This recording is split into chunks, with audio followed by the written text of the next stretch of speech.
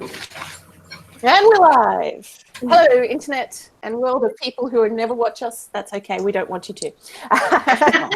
Rude. Well, I mean, like, if you really want to, no one's going to stop you. But honestly, embarrassing. God, with us. Welcome to the Land Down Under Hangout. Tonight we are discussing The Fated Sky, which Matt is going to show for us. Oh, I have a copy. Oh, excellent. Oh, we've got two copies. Yay. Look at the beautiful copies. Thank you very much. So we're talking about The Fated Sky by Mary Robin O'Carroll, and who does fabulous work, and we love her. But tonight we're going to discuss the second book in her duology. I'm going to still call this a duology, even though there are more books coming, because she wrote these two consecutive, like, it's still duology to me. All right. Oh, sorry. Yeah. Just got notification from YouTube that Hangouts are going away later this year. You got to use YouTube. Yeah, something about got to use YouTube webcam thing, Yeah. but whether that allows us to do it with everybody is the question. Well, that'll be fun to figure out. Yeah, anyway, not now. We're talking about the book. Off topic. Okay. All right. I'm going first tonight. Haha, too bad. So this was my book pick because I thoroughly enjoyed this when I read the series last year. I thought that Mary did a fantastic job with the audiobook as well. Personally, I did not enjoy this one as much as the first one, but that's because I have a problem of getting embarrassed and feeling it when someone else does something. And basically, at a certain point in this story, I had to take a big, long break because I couldn't deal with it. And in audiobook, it's much, much worse. Because you can't just flick a couple of pages and get past it. No, you just press the 30 seconds forward a couple of times for it to go away. You just press the go forward 30 seconds a time or two and then it's gone. I think that's what I ended up doing, but it took me a long time to convince myself to do it. I was just like, you can do this, stop it, you're being silly, for ages. But anyway, regardless, the point is I have a problem.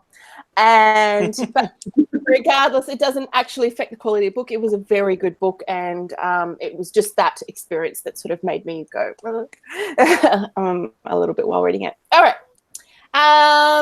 Okay, let's go from the other end today. So, Bobby, you're first. I really liked this one. I liked the first one more about some things, but I like the story as a whole. I quite liked. I liked a lot of the dynamics when they were talking about dealing with the different approaches to racism from different, and how people from different countries feel like it manifests slightly differently, even though it is in effect the same kind of racism. It just looks a bit different. And but I had what I did not like about this one, and I'm sure we'll get into it more, is I did not like the resolution with Stetson. It burned my biscuits, so. God, that was so American. It's very southern too. It shat me so much. I didn't like it at all. I didn't feel like it. It only came from one side, and I was ranting to Mel about this a week ago. I didn't like it. Like, it would have been for me that much. Did that cut out for everyone, or was it just Yeah. me? Yeah. Oh crap. Okay, so I said that. That last bit, as I said, it would have been a 4.5-star book, but it dropped to a 3.5-star because I did not like how that character's relationship and his villain-esque was resolved. I didn't like it. So. Okay. Sorry, I think that time it was me, so I'm going to go with it. Sarah, would you like to go next? No, Sarah does not want to go next. Right, got it. Okay, Matt. Hello. I'm the opposite. I enjoyed this one a lot more than I did the previous one. I really like. Can I just yes, guess? exactly. Exactly. I love Cold War era space development and exploration stuff, and I'm like, yeah. So yes, I did like that. I was pleasantly plot driven in this story. All the various things that they had to overcome.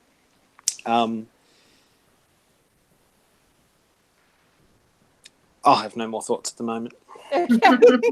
Kirsten. I'm the same as Matt. I liked this one more, and I think it was for the same reason. Like, I really liked the kind of like the actiony kind of bits, if there's a better way to say it. Like, I do have a couple of notes that I've written, which we can get into later. But yeah, I did find I was kind of on the edge of my seat. Although I agree with you, like 100%, Mel, about the whole embarrassment thing, because I was like, there was one point where I was like, this is my worst nightmare.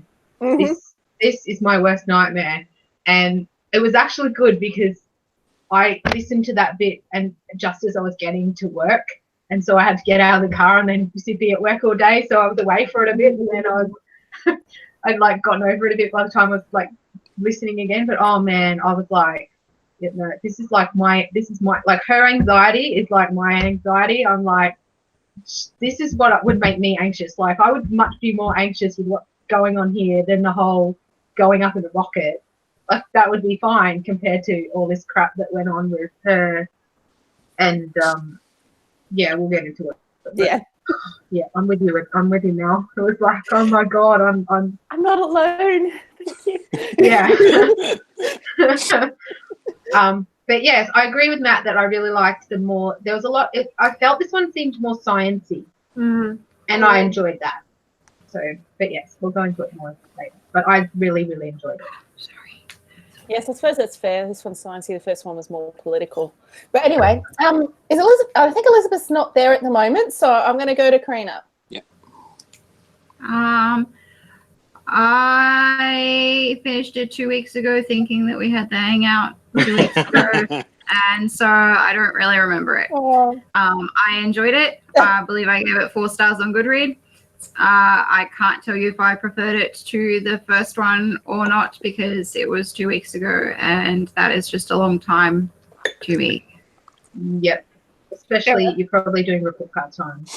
I finished report cards last week. Oh, that's good. Yep, makes sense. And finished the book 2 weeks ago. I'm currently doing all of my NCCD data, and I have 8 kids on NCCD, 8 of them. So that's a shitload of data I have to collect for all of these children to prove that they're disabled. So you've got, your brain is full of things, and you're getting pushed out. You might find though, as we mention stuff, you'll be like, oh yeah, I'm sure that I will, but that's about all the input I can give at the moment. I think I enjoyed it. It was 2 weeks ago. Fair enough. Naomi? I enjoyed this one more than the first one. I found there was a lot more that I was actually interested in. Like, the first book I found a bit meh comparatively. I enjoyed, like, the story of them being in the rocket. It was more interesting. Like, I don't know, I just found the first one not as much took my interest as this one did. And yes, we'll talk about more later. Okay, fair enough. Elizabeth? On the whole, I think I agree with everyone else that I enjoyed this one more. I felt like many of the criticisms of the first book still applied here, but perhaps I was just like, knew what to expect a bit more. So it wasn't a burden like that. I did find it a little slow-paced, actually, in parts, but that is what it is. Author's choice. Some books that are slower. Sarah, can you go yet? I think I can go. I think I can talk. I, as evidenced by the chats with Matt in the Hangout, obviously enjoyed this a lot more. It's not that I didn't enjoy the first one, but yeah, they're finally in space. Whereas, like, Matt and I both got to the end of the first one and went, we're not even in space. So, it was like a whole book in space. And I think the other reasons were there are a lot less rocket launches. Lot less perfect Nathaniel, who still had his perfectness, which I'll talk about later. I'm like, oh my god. I really enjoyed this. It really got me thinking. I liked how the author has really done her research. which has led me down some rabbit holes. You know, as evidenced by Matt and I discussing how big the centrifuge should be to get the best gravity. Yeah, I don't know. I think there was just some good things. There were a few bits, and I'll be interested to talk about them, where I was like, you could see things coming from a mile off, like Helen being bumped. I saw that coming. I was like, they're talking to Helen. I wonder if she'll replacing her on the trip.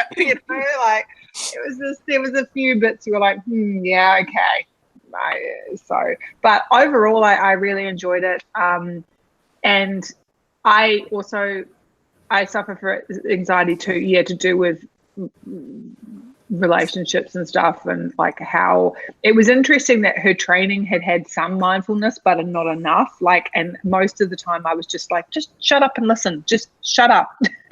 And just people are trying to tell you things, and to exactly what Leonard said, don't let them stop trying to tell them what they're supposed to be feeling, So I also thought that was very indicative of a time and age where people didn't think about that. They hadn't been, people hadn't felt brave enough in a lot of ways to tell people to just shut the F up, and listen. It's not your experience. Stop telling people what to think and feel. So, and I liked that. And I thought there was some really great people in the ship. I cried a lot in this one. Anyway, I'll stop blithering on. Nothing wrong with that. All right. So, shall we start off by just talking about before they get going to Mars, or like everything that happened? Sure. Great. Can someone run through what happened? Because I forgot. They had a rocket launch inside one of the little space shuttle. Oh yeah. Yeah. It's very tightly packed. The space shuttle, that is. Sorry. Yeah. So they got held. So they start off on the moon. Yeah. Which was kind of cool, and there was a lot of talk about being on the moon, and there was the launch, and she watched it from the moon, which was the lander on Mars, or was it the satellite that was being considered? It's probe. It's probe. A probe, right? Yeah. And it was kind of cool, and we got to see. I've forgotten their collective surname, but Myrtle and her husband. Eugene, thank you. We got to see them again, which was really nice, and we saw Nicole, which was cool. So that was quite nice to touch base with some of our old characters. And then we went down to Earth, where she promptly, our heroine promptly got involved in a hostage situation. Haven't seen all. Sorry, someone was saying something. Yeah. Sorry, I was, but I think I might have been cut out, so that's fine. I was just asking, did it make people more interested in reading the book she's writing based on the moon base, having read all of those scenes from the beginning? I did not. Is that book 3? So that's about Nicole and Myrtle, right? Is that about the two of them? I'm not sure it's who it's centering on, but I know that the third book is going to be based on the moon base. Right. I did not know that, so it did not make me more interested, because I had no idea that existed. But I will probably read whatever other ones she writes on this series, because I enjoyed the others enough that I would. So. Fair enough. Sorry, Sarah, keep going. So hostage situation. So the shuttle is catching up with Helen, who's been at Luneta, which is to all intents and purposes, an ISS station, except not in orbit, like out in free fall, out in space. They can simulate gravity there. She sees the ships being built, and they get on the shuttles to head back to the planet, and one of them they can tell, she knows it's gone off course, and she wakes up and everyone's been unconscious, and the ship is then stormed, and they're all taken hostage. Space germs. Yep. Space germs, yeah. Space germs, yeah. Yeah. You remember all of that? It's just so much happens in this book that I feel like sometimes it's like especially those beginning parts sort of tend to get forgotten a little bit. I felt the same in the first one as well. Like a lot happens in the first few chapters. So yeah. I liked that bit with I liked the whole thing about like they're all sick from like just gravity and from getting used to like they've been on the moon for all this time and I suppose it's something that the layperson, like, you know, not just the hostage taking people, but most lay people probably wouldn't even think about that because it's like you like don't really, unless you've been looking up at, you know, you had an interest in space and an interest in astronauts and stuff, it probably wouldn't even occur to you that, oh yeah, like astronauts coming down you probably get really sick because they're not used to being in gravity. And I literally get like that on a plane though. I'm not exactly like, you know, super science girl for space. And I would assume that anyone that's been in space when they're coming back, even if they've not been there for very long, wouldn't exactly feel tip top when they come back. Yeah. Like, I don't know. Yeah. I don't feel like it would take much thought to be like, I was on a train people for who have 5 minutes the other day and I felt like I wanted to die. Oh man. When I came back from being on a cruise, I was sicker the day we got back than anything else because like that whole like I'm like in the shower and going the whole room is moving and it's not actually moving. It's just my body still thinks it's moving because I've been on a boat for a week. I kind of put it down to the fact that given the era that we're talking about, that they were probably not doing a very good job of communicating with the public the information that we would expect to have today. Like, that to me seems like and I think they also, like, as evidenced by all the pieces at the beginning of each chapter, they're making it all glamorous as opposed to talking to the science because they're treating the greater public, or at least the American and the British public, and I think the South African public, there's a piece from them, as being like around the politics of it first off, and then second, like the astronauts have gone up into space, rather than talking about what are they doing. Like it's I think it's also of that era. It's like we don't talk about that, whereas in the 70s and 80s people are like, what are you doing? Like it would be interesting. Like we actually are interested, you know. Don't treat us like we're stupid. Like actually tell us what you're up to, and by that token then everyone does get more and more intrigued. And like you look at like B movies from that kind of era and like that whole idea of space germs, like you could understand why a whole lot of people would kind of be like, yeah, that's why wouldn't that be something we'd have to worry about? Doubly so when you're talking about the discrimination that would have been quite visible as being likely to come, and so there's a set level of resentment that might have been built up around that, given we're talking about a life or death. Yeah, well, I actually made one of my notes that I wrote down was like, oh, this reminds me of the Bobiverse books. Oh yeah. In that that whole thing of, you know, like when he was trying to get the people off Earth. Yes.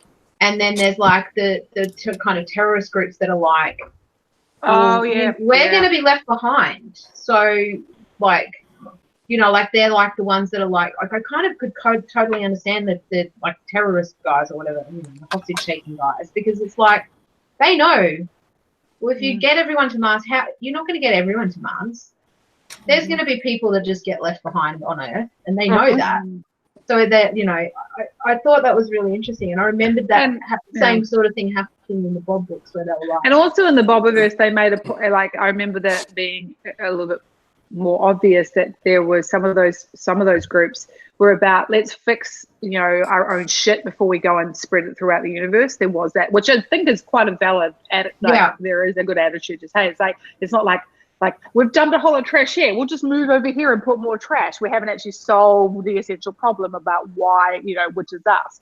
And that definitely was in the Bobiverse, and that's actually something that, you know, the Earthverses were talking about, which is let's fix this. And, you know, it might seem unfixable, but I think it does raise a question of, well, yes, you're going through a whole lot of climate change, but yes, but there needs to be other options. And it didn't feel, I mean, again, we were only hearing it from NASA's, the ISC's perspective, but what science were they doing to try and make things more habitable? Don't forget her brother said that it would get to the point where the temperature would be 100 C. Yeah, like, but at that point, what could you do about that? You're pretty fucked by then. Like, unless you built big underground cities, maybe. But even then, that's probably as big an undertaking as trying to go into space. The question I had, and I think maybe Matt can answer this because I'm like, I don't know enough of the science. Why Mars and why not the moon? Like, is it just because Mars has got a bit more gravity? Like, is there any other advantages to Mars? Because it seems to me like the distance for Mars is so huge, especially the fact that you've got a time you're leaving to when it's, you know, like it's not always the same distance from Earth. I suppose if they really So wanted why is to Mars take, if they want to take worth most it of the compared to the moon? population, you need a bigger sphere. Like if they actually Mars are serious isn't about that taking much bigger than the moon, though, is it? How much bigger is Mars than the moon? It's smaller. No. the No, moon. it's not. The No, moon. it's not more The than moon. Sorry, I heard. I was like, oh God. Possibly having like a water source, like at that point in time, they don't know if Mars has a water source, and they know that Mars has some atmosphere, and that may be easier to work with than no atmosphere at all. Like, there's a lot. That's what I know. Matt, do you know? They know that the moon doesn't have really anything; it's just there. Yeah, Mars is atmosphere. And they don't know. Yeah. Yeah, like Mars might have water. It might have, you know, like The other thing that they thought. The other thing they thought it might have is a magnetic field, which the moon does not have. No, You know, if it has a and it doesn't. They didn't know that. They didn't know that at the time. So that's what I'm asking. Like, knowing what we know, is there an advantage to settling Mars instead of settling the moon? Because we know that it has no magnetosphere. We know that it has no atmosphere. It has no. There's no possibility of terraforming it and giving it an atmosphere because it has no magnetosphere. It doesn't have the atmosphere. It's not enough to be useful. It doesn't have enough to be useful, and it never will because it doesn't have a magnetosphere. It has water. Yeah, it has water. That's how much water? It has ice caps made out of CO2.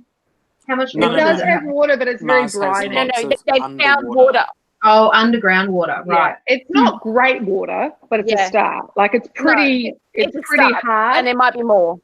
Yeah, that's what I'm just wondering because I'm like, it's so much harder to get there than to go to the moon. So the other but it also has a lot of advantages as circadian rhythms. Like yes, it's got more gravity. That's better for a lot of humans. So it's like less on our bodies to deal with. Two, it has a night and day cycle. It has a year cycle. These are things the moon doesn't have.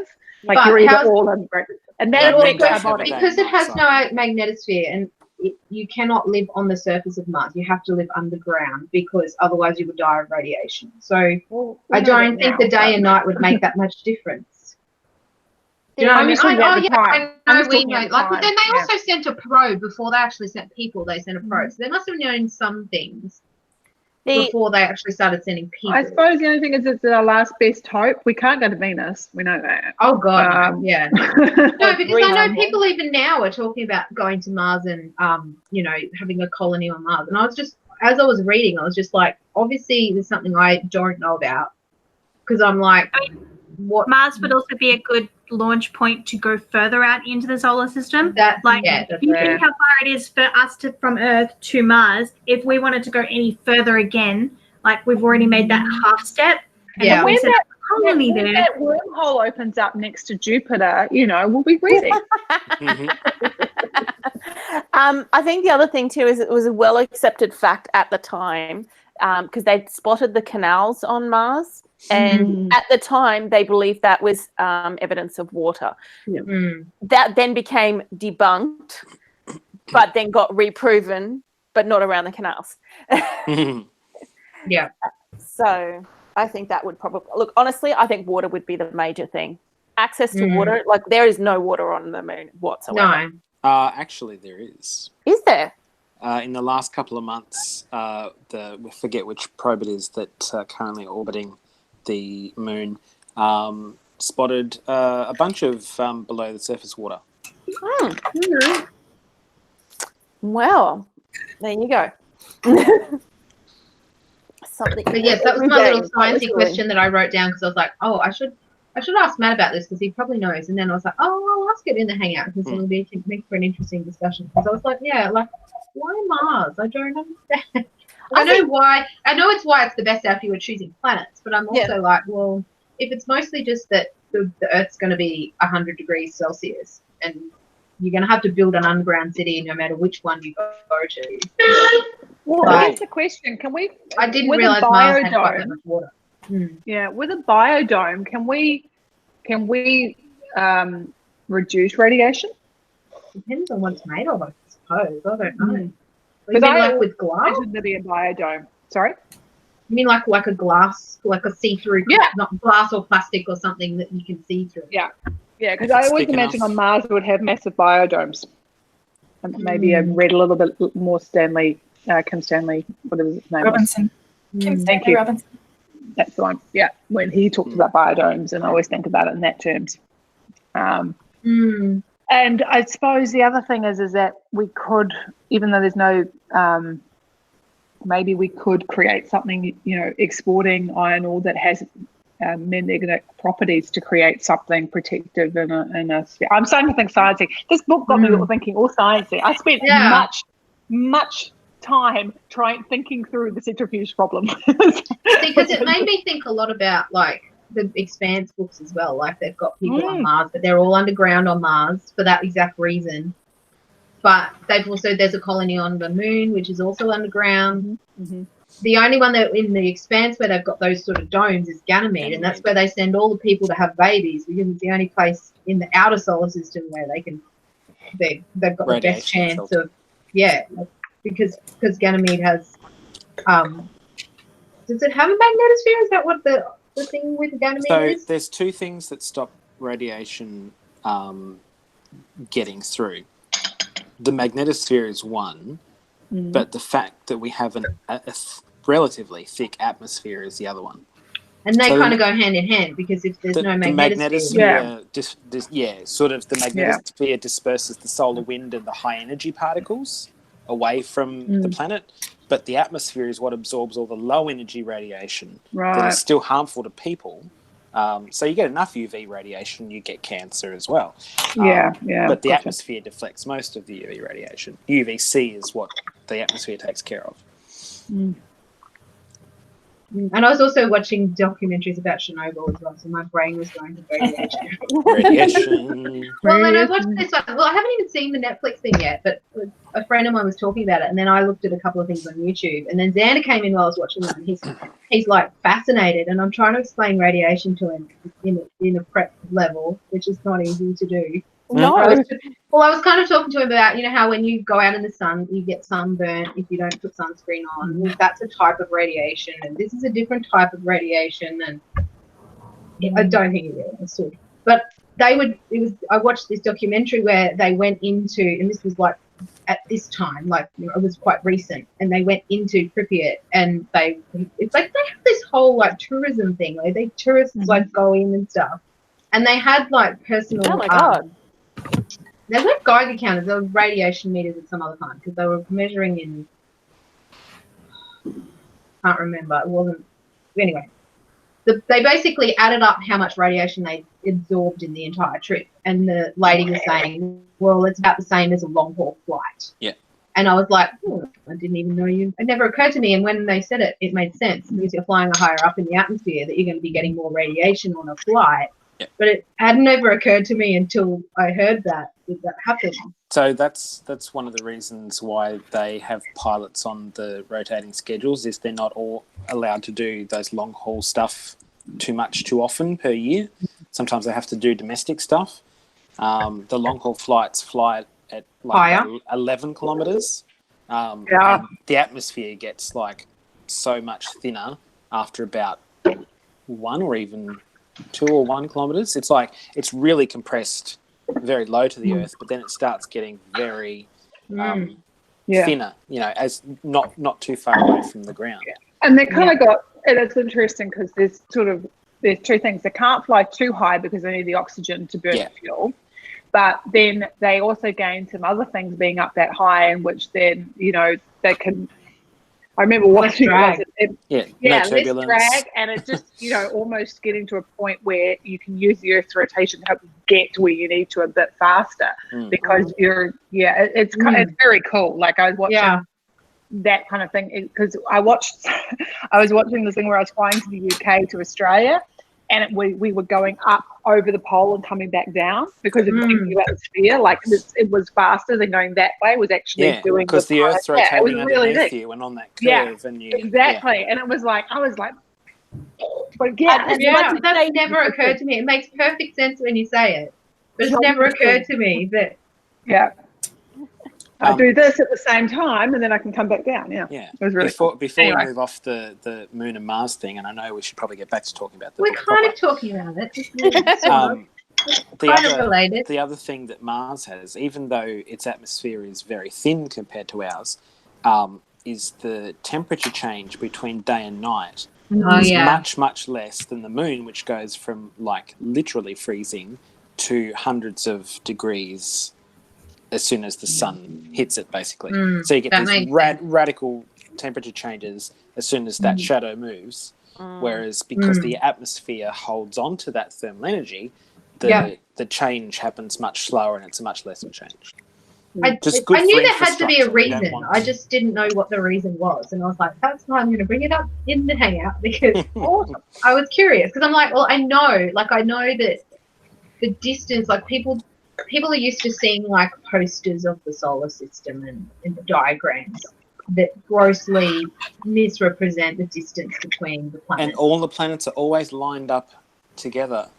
Instead of on the other side of the sun. Instead of like you know when Earth and Mars are passing each other, it's still a humongous distance. But when Mars is on the other side of the sun, well, it's just And that's why we have to get a line. But even that distance, like on those charts, when they're passing each other, they look really close, and people think, oh well, Mars is one of our closest planets. It's not relatively to the other ones, but not realizing how much further it is than the Moon, so I was like, is it just one of those pop culture things of people thinking Mars seems closer, or is there like a scientific reason why we'd be better off settling there than on the Earth? And that's what I was like, I'll ask you guys because you know. I did think about just asking Max and he probably knew, and no, it'll make an interesting topic to talk about. Well, there you go. There you go. The hostage situation, I did think it was a good setup for what came later, and I thought that was actually kind of a nice, smart plot point for a whole lot of development points. I actually think it was really good, and I liked that because I always appreciate this. I personally liked that the people, I don't know what you call people who take others hostage. Hostage takers. Takers. Is that the right word? The hostages and the hostages. I don't know. I like that they weren't painted in everything. It wasn't wrong or right. There's shades of grey across everything, and I think that was really well done because they made some really good points. And I exactly to that. I can imagine the 50s and 60s. The attention to this kind of stuff wasn't. Like the fact they were trying to convince a council. I remember I actually had listened to the first one about like, he wanted was it in this one where there was a councillor or a senator who didn't want to support the space program, who wanted to put the money back into like North and South Carolina. It was like, and then you kind of go, yeah, they kind of had a lot of issues because they got wiped out there in the Eastern Seaboard. Like I kind of can't blame him. He's been voted in by the people. He's there to serve his people. He's there to fight for them. He needs money for them. And I'm like, yeah, that's actually he's doing exactly what he's going to be doing. So and you've got a society that's recovering from a disaster. So as it is, like the economy would probably be not doing so well. And I also 100% agree with them that they're not all going to get to Mars. No, there's no way that they could ever. After they're people like they said, the guy, I forgot his name, Ray, was saying people are crowded in together, because this is exactly what happened after September 11th and a lot of the other terrorist type activities. Is it's not seen as something insurance agents, and don't get me started on insurance agencies, we've been there. They won't pay out for it. And it's just and they won't pay out for acts of God. And it's just like, no. Well, look at all the people near us that lost their houses in the floods and find out, oh no, you're covered for a flood if there's, they have this fine print about what type of flood you're covered for and what you're not covered for. And so most people found out that they've been paying insurance for all their lives and thought they were covered for flood. But, it's only flood if it's from a storm, and yours was from a rising river. So, you're shit out of luck. You have to try and start from scratch all on your own. You know. I'm angry. Anyway, the evil that is insurance companies. But, anyway, I thought it was interesting. Just to go back to the thing of not everyone's going to get to space, there is another book that kind of deals with that issue, and that's On the Edge of Gone by Karine Davis, I think it is. And that's about, I think it's an autistic girl and her mum trying to get onto the ships leaving Earth, but can't or are struggling to get a place. Oh, look at that. That sounds really good. What's it called again? On the Edge of God? On the Edge of Gone. On the Edge of Gone. Yeah. Gone. Did you tell me about this before, Elizabeth? Because I swear to God, someone has told me about this. Yeah, I've heard the name before. It's been out for a while. Yeah, but it's somebody was very specifically talking about it, and I can't think of who. Maybe it was a booktuber. I also liked the hostage situation for being one of the less predictable points of the book. It's true. Wasn't expecting it to happen. So moving on from it, what did everybody think about the choice that she wasn't actually in the original group going to Mars and the way that all panned out and everything? This was not the main one that made me freak out with, but I felt so sorry for her in that whole thing because I'm like, she's between a rock and a hard place. Like, yeah, she was dumb for not realizing that if they'd put her on the ship that they'd bumped Helen, but then she hadn't realized it when she said yes. Okay, it was dumb, but she hadn't, and then she kind of got everyone's hate, and then this friend, and that was the worst part for me. I'm like, she's friends with Helen, and now she feels like she's backstabbed her friend even though she didn't do it intentionally. And then they're like, well, you basically can't back out now because we're going to lose all our funding if you do. And she's like stuck between these. I just really felt for her there because what do? You know, every decision you make is going to be bad. And so she just has to cop all this hate, which is actually, I'm not upset with them for hating her because, like, I can imagine why Helen would be cranky and why the others would feel like she didn't deserve to be there because she hadn't done all the training and stuff. But, oh, man, it felt so bad. It was stressing me out. I just thought it was... putting myself in her place and it was stressing me out. I thought it was just such a weird decision for them not to have her on the first one anyway. She chose not to go.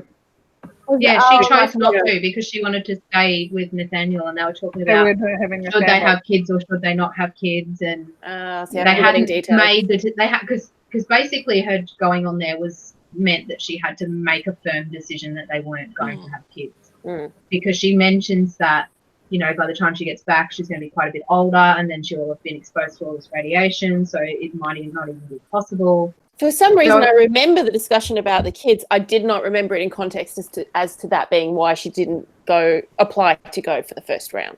Yeah. Sorry. Go ahead.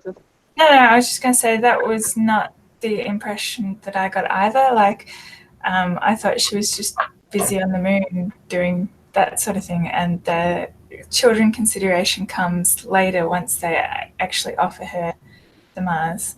I think she had already said no because she didn't want to be away from Nathaniel for 3 years, not necessarily just because she wanted to have kids, but the fact her choosing to go forced the decision. I think she was on the fence about whether she was going to or not, and then being the option of going to Mars made her forced her into making a decision about it. But I think she did mention she didn't want to be away from him for 3 years. Was the original reason why she said no. But then she was bored on the moon. Like when she was doing the moon stuff, she wasn't not going to Mars because she wanted to be on the moon, because she was like, oh, I'm a glorified bus driver and this is boring. So she's done it a lot. That was like, I don't, okay. Go, Bobby. Barbara? She's paused. I might be one of, Elma does this a lot where she does a very stereotypical female thing of, I like this, but it would be much more practical to do this other thing, stay here, look after my family, the expectations I have. And and especially for that time. And it's a very Southern thing too. Like even more, it would be drilled into you. Like you stay, you put everyone else comes first. Doesn't matter. Yep, everyone else first. So like I could see, because she does do that, but she does that the whole way through. And even if you read the novella that came before, that was the whole crux of it. The novella, she has to make the decision of, I want to go, I want to do this because it means I get to get it back out in space and fly, or I have to leave but I have to leave my husband. And it's actually even more dire in the little novella than it is in this book, like what it actually means for her leaving her husband. So and I think in a way, like I feel like in a way it's the author kind of grappling with some of the stuff that she was like unpacking for herself with having to, because she's got family that's got Parkinson's. Her husband at one point was really unwell. She was really unwell, but she was subconsciously making self-sacrifices to look after her family, even though she should have been looking after herself. So I don't know. That was my take on it. It bugs me, but at the same time, it's a real thing, and I do it myself. I think so I have a bit of a bone to pick with that part of the novel, not actually with Elma, because I think everything she went through, a woman in the 21st century goes through.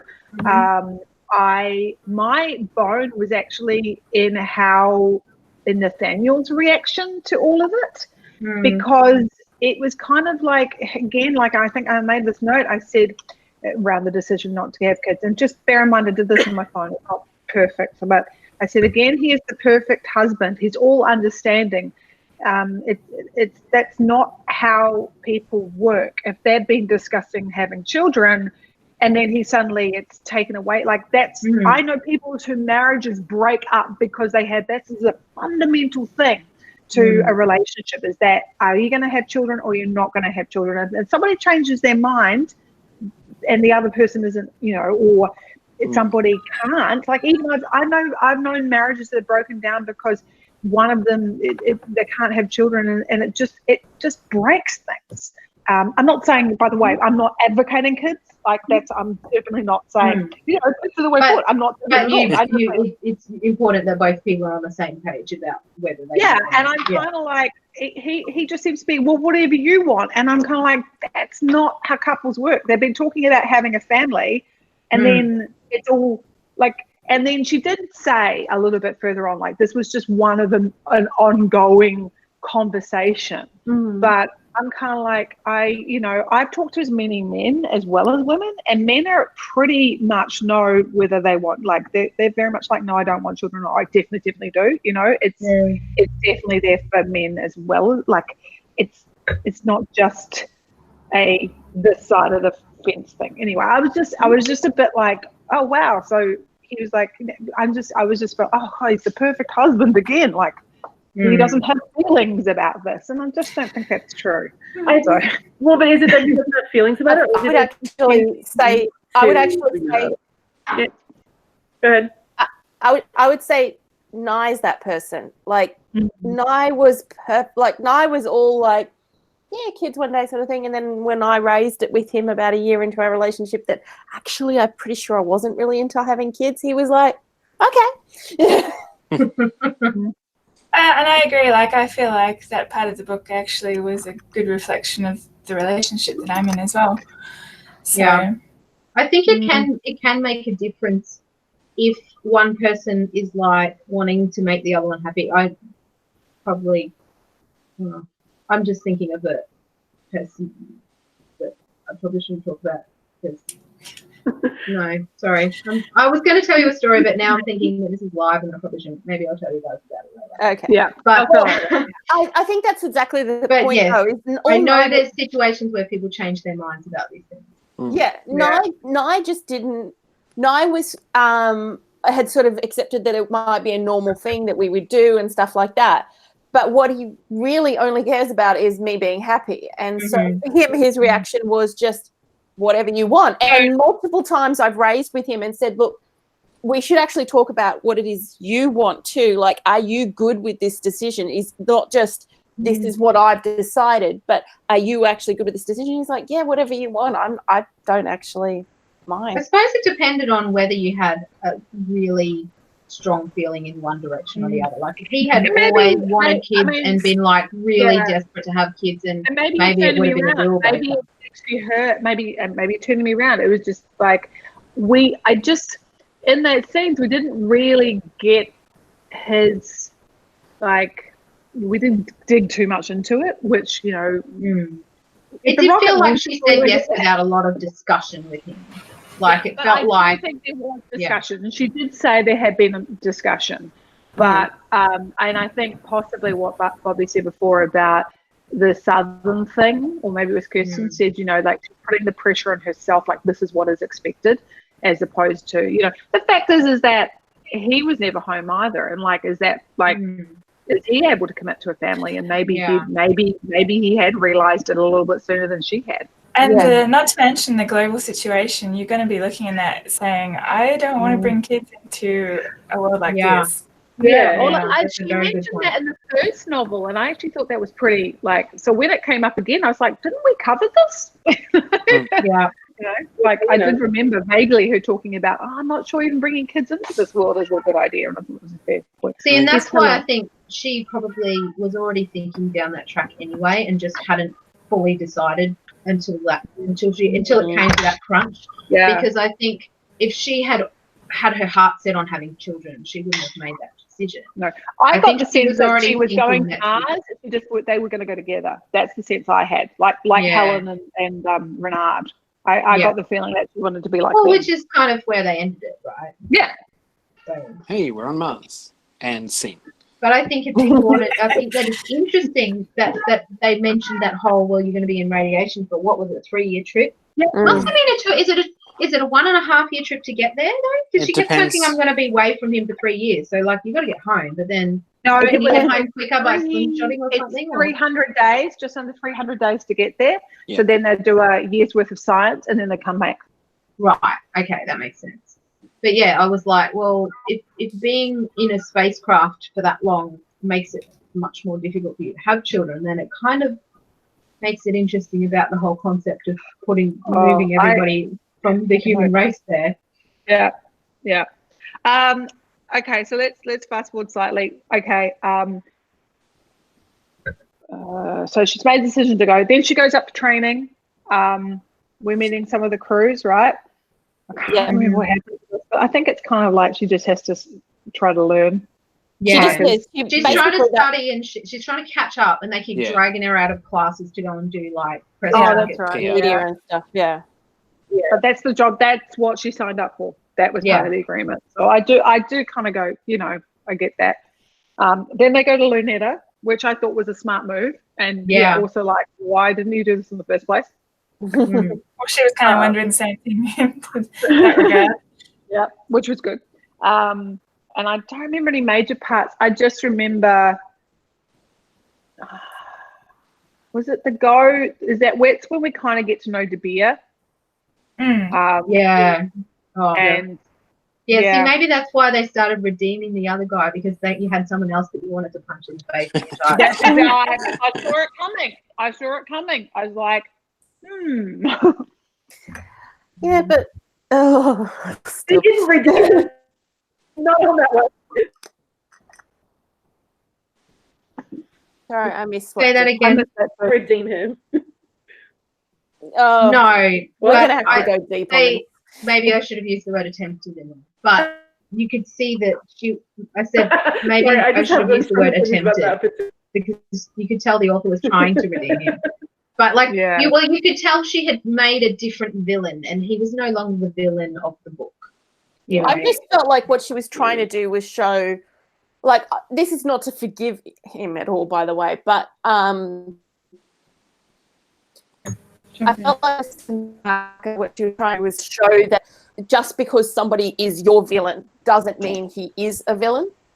If that makes sense. I think she also was trying to show that people do change, and maybe not, 100%, but people do grow and change, even if they're not. And even that doesn't excuse or negate things that they've done in their past. No, but it doesn't mean that they will always remain that person. But I think the fact that he didn't change, his character didn't change at all. Elma changed. Yeah. Like Yeah. her perception of Stetson changed, but and because she understood more about him, he didn't really change at all. Like, I think he did start to kind of. I think the fight went out of him though. And there's a scene where she said, "Why do you hate me?" And he said, "I don't hate you anymore." I think his fight about that has gone. Because you know, like, and I get like feeding off anger for like feeding off hate for a long time, but then I think it was the fuel had actually burned up, and he was like, yeah, look, it's still but there was that bit, and I liked this bit where she realized it wasn't about her, because that's also something that people with anxiety suffer from. It's we kind of get really like egotistic. We think it's me, it's all me, you know, like I'm the one, I'm the I saw it's so self-centered in our anxiety. I saw so much of myself in her in this book. The part that I didn't like about that, I feel like, sorry, Kirsten, I didn't even hear you at all. Sorry. No, you're right. You go. You go ahead. So the bit about it's not me, and her like coming to realization with that. No, I can't hear you. It was meant to be this is the turning point in that. Really? Bobby, you're in and out. Okay. I don't know.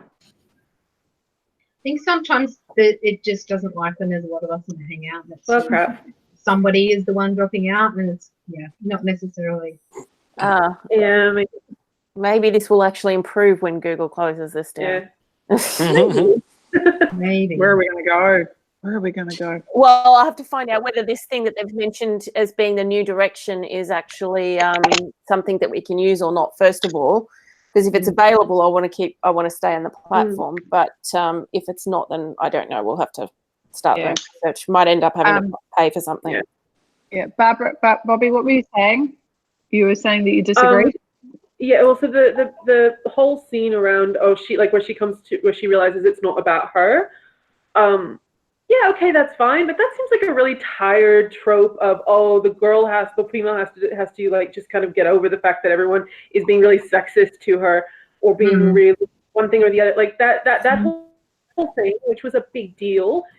There was never ever any nod to it. It was just she's got to get over it. She's gotten over it, so now it's fine. Now she can be friends, at some level with the guy who's been a shithead to her. Yes. Yeah. That was it's probably that thing that it has been when causing you her have that seriously. kind of like social anxiety. I feel like my problem with the whole situation with Parker was that, and the way it was sort of resolved. It's not resolved. It's not resolved, but you know what I mean? Like the way it was dealt with in this book was that kind of what Bobby's saying there was that she ended up sort of becoming friendly with him. And I was like, look, I'm fine with the fact that you could get to a professional stage of being able to deal with each other, but actually friendly with each other? No, dude, I still want to slap him. Yeah. Yeah, I don't know. I think the thing with her realizing that it's not about me was more that whole thing, like you were saying, Sarah, when you have that social anxiety where you're like, it's not just like, even though you're like, it's not like excusing the sexism. It's realizing it's sexism. It's not he hates me personally and it's because I'm a terrible person and everybody hates me and I should, I don't know, because that's kind of what I feel like a lot of the time, like that, But I do feel like he did initially, like if you think back to the first book, he very much hated her then. Yeah. No. But I also got the sense that he did a lot of that. Yeah, it was about her in the first book. I'm not denying that. I think it was just, and I guess that epiphany was not just about, to me, it was like, it wasn't even just about Parker. It was about all of the things happening. Yeah. Like her realizing, and even Leonard, oh my God, he's like the sage of this trip, right? Where he said, like, I'm angry. I'm not, like, it's not something you can solve. I'm just angry, but it's not yours to solve. And I was like, this isn't about you, Elma. This is a situation that's really shit for and that was Leonard and what's her name? I keep wanting to call her Vivian because her last name's Gray. I have a friend called Vivian Gray. Florence, Yes, thank Florence. you. It's a good old lady names, you know, Vivian. Yeah, Florence, no, I agree. the great that whole great, situation. Yeah. The thing with Helen as well, like she's internalizing everything about her, and Helen's angry, rightfully angry, because she got bumped from the thing. It's not really about her. She knows that Helen knows deep down that it wasn't really her fault that she got put on that thing. Yeah. She knows her well enough to know that she's not coveting this whole persona and this whole, like, she knows she hates talking to the media and stuff, and she's not doing this on purpose to get a spot.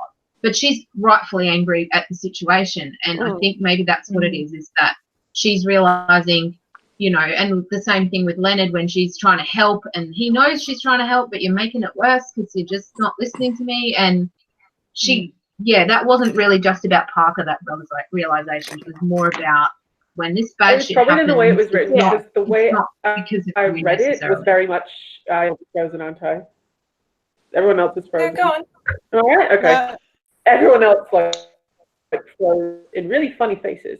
No, it's probably like the whole exhibition after that was about her joking around the sexism and yes, my is in the kitchen and blah blah, whatever. So I mean, if that's what the author was meaning, that's just not how I wrote it when I read it. But no, what she said, her actual response about that kitchen thing, because I re-listened to it, is he says, as long as you know your place is in the kitchen, and she banged the whiteboard and said, yes, right beside you. So it was actually to the reference of, because I'm your co-pilot and this is where we stand and do stuff. I had a re-listen.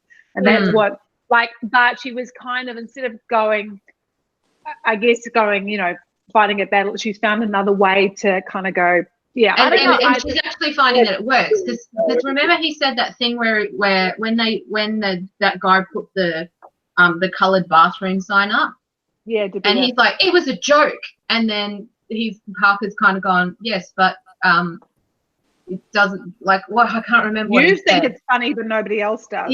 Something he said, and he kind of looked at Elma when he said it, and it was like, maybe it's taken a long time, but it's finally starting to sink into him that this is, like, you might think it's so funny, but if it's offending someone else and hurting someone else, then it's not funny.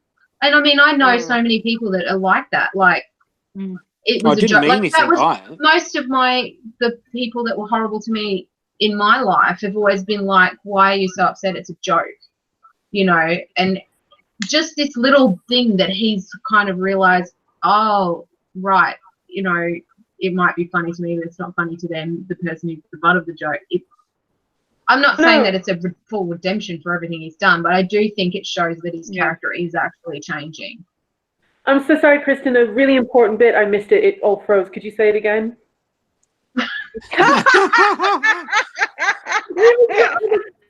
Hanging on every word. I got up from, like, the bit where you're saying people who are horrible in my life have said, "Why are you overreacting?" Yeah. You're frozen. Joke. And then it froze. No, I just was saying, like, I think towards the end he sort of realized that those jokes actually do have an impact, and if it's impacting someone. Okay. I'll write it in the thing. Hang on, it's all right. I'll write it in the message. Okay. Clearly, now it's harder to write with writing than just babbling on. I have to think what I'm putting now.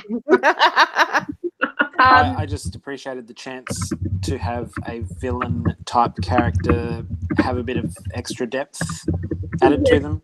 So not a cookie cutter. I mean, De Beer was a bit of a cookie cutter villain for this one. But it's always more interesting to have that, you know, background. She did a really good job of giving him depth. That was fine. I don't dispute that. I just don't like the way that I don't like what happened there.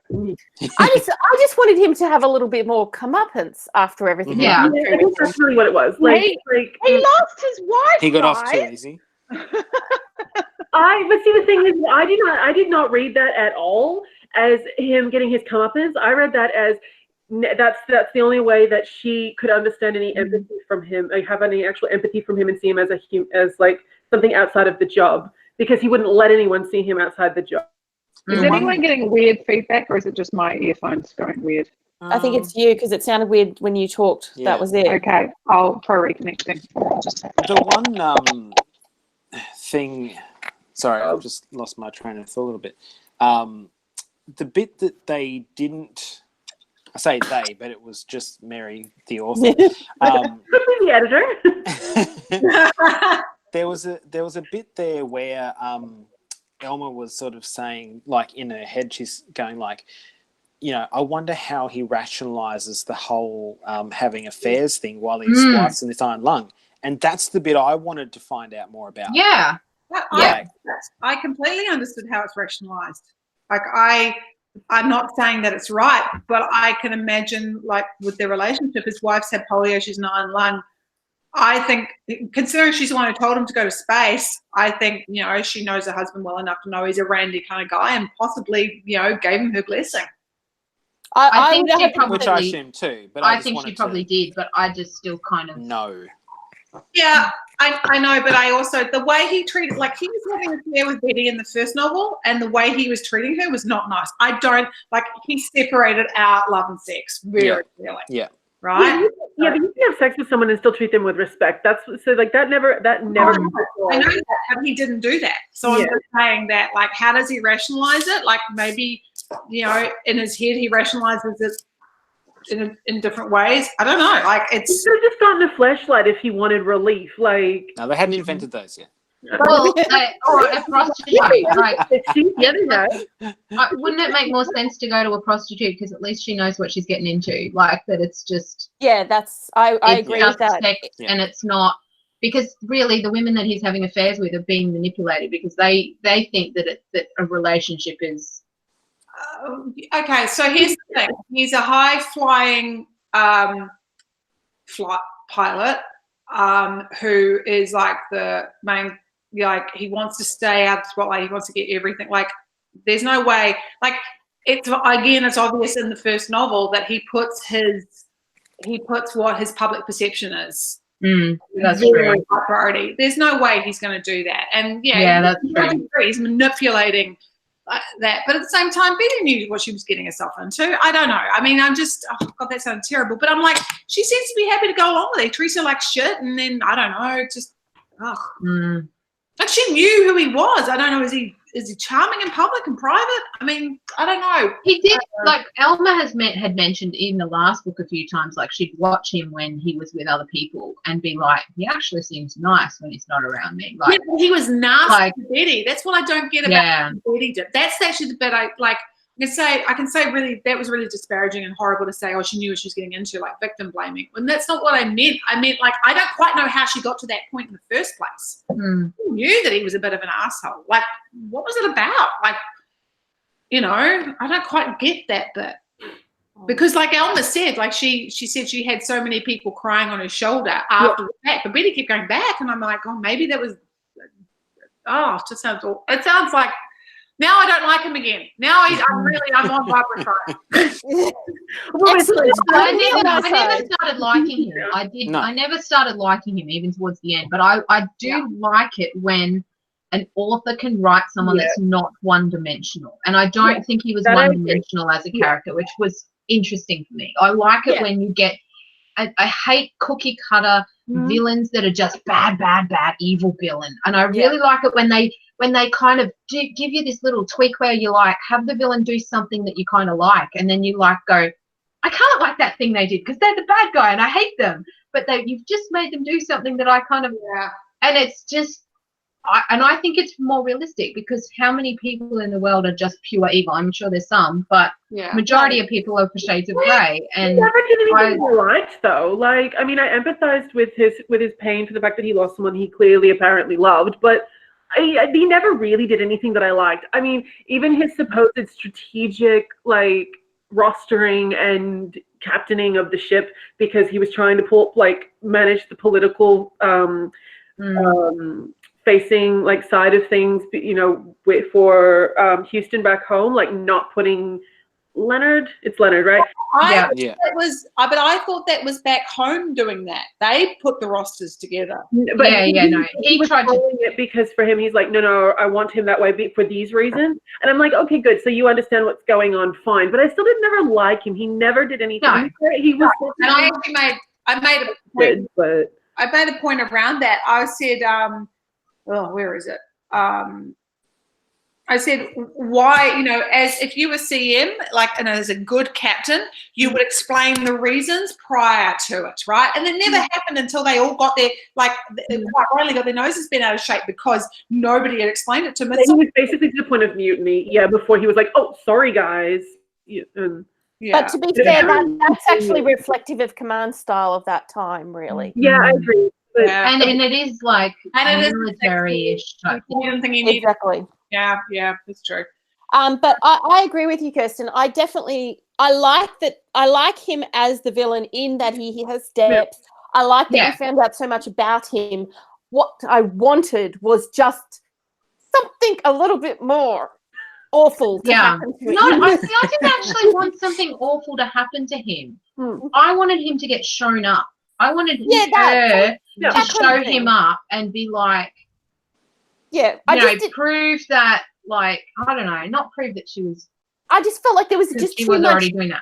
I just kind of wanted her to get this kind of moment. You know what I mean? Exactly. Yes. The not win that moment. I wanted him to die or anything. I wanted him to have a moment where everyone realized that.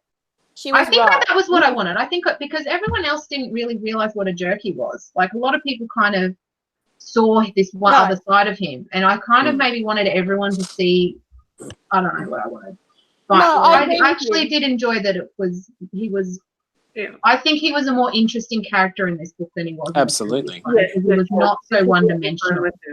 Yeah, but I felt like it was appropriate at this time to become that discussion, now at that time, because of their proximity. I don't think it would have been possible in the first book because they didn't have the proximity to have it happen. And I think, as we said, it comes down to his value system. How does he rationalize having affairs? Because it's probably in his his values. The same way he's got his wife as an iron lung and he's got 2 teenage boys. How does he rationalize leaving them? Yes, I agree on that one. I'm like, oh, my wife told me to go.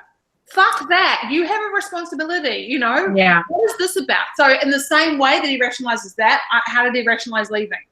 I think he was very set on this career. He had, the career was his most important thing, and he might have stayed.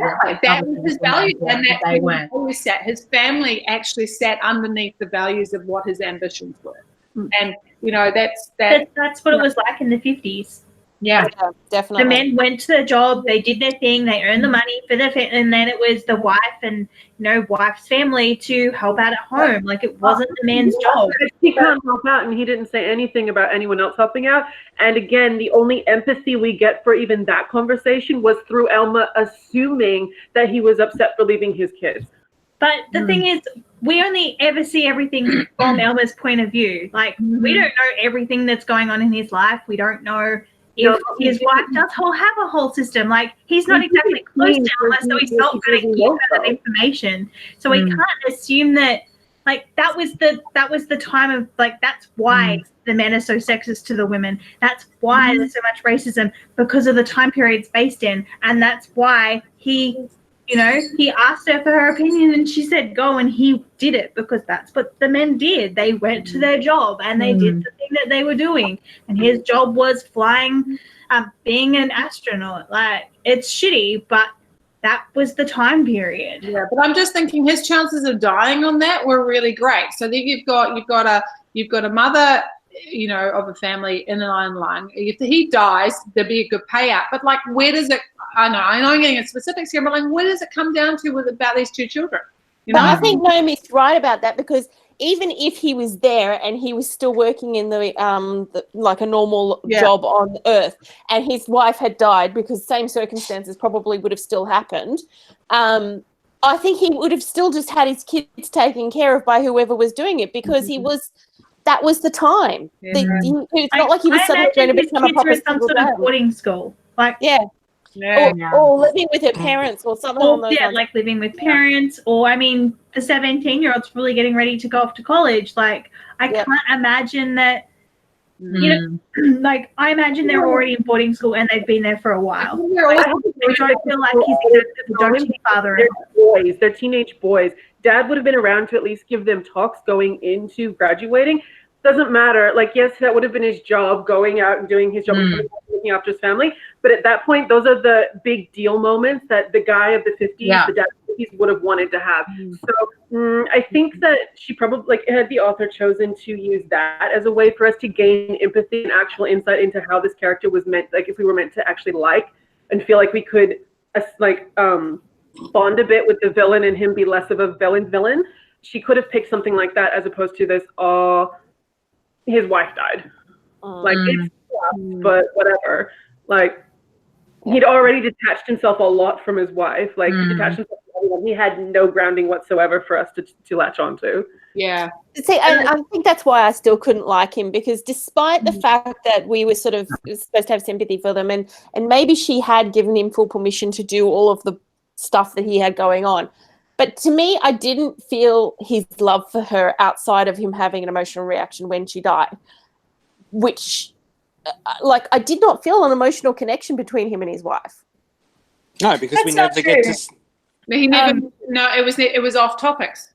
He defends her quite vigorously when Elma makes cracks about it. So I did actually feel that there was a good connection there. I agree. I didn't feel it at the time. No, I felt like it was rooted in other things, not in necessarily his love for her. Like, didn't feel right to me. It was I think there was also a juxtaposition there. That was him being like, I know. Sorry. I'm listening. One of you needs to talk. I was just going to say the other reason that I felt there was a juxtaposition between, like, as I said, it's the 50s, and you know he's put other things above his family, and then you say, well, it's the 50s, but that's what they did. There's a juxtaposition with Herschel, and this was presented in both novels as being a very present father in both his children's lives, and and he takes in his great aunt, and it's quite different to how. But both Hat Jacket's kids are army brat kids. They would be used to being not around dad. Like, lots of kids, even kids of army people today, don't have as much contact with their with their parent who is in the army as a regular person would. Yeah. Like, his kids would be convinced me again. I've got a civil servant. Like, those kids would be used to not seeing their dad for months, years at a time, like when he went to war, or if he's doing, training or flights or whatever. Like, that would be part of their life. Like, yes, 3 years is a lot longer than probably what they're used to, but like, it wouldn't be out of the realm of scope for those specific kids. Even kids now who have parents who are astronauts in the army, like, their parents would be deployed for 6 months, 12 months, 2 years, 4 years. Like, they might not see their parents. And in situations that are just as dangerous too. Like, like a kid that their parent is going to Iraq for 2 years. Like, that's the choice that they've made. Yes, they have a loved one at home that may not be an iron lung, but it's still a choice that they're making. Like, and people make those choices all the time. Like, yes, the 50s was a very different time, but also people are still doing that today. Like, not necessarily just the fathers, but mothers as well. Yeah. And you can't, like, Elma is a very biased. I don't have to like it, but it's true. Yeah.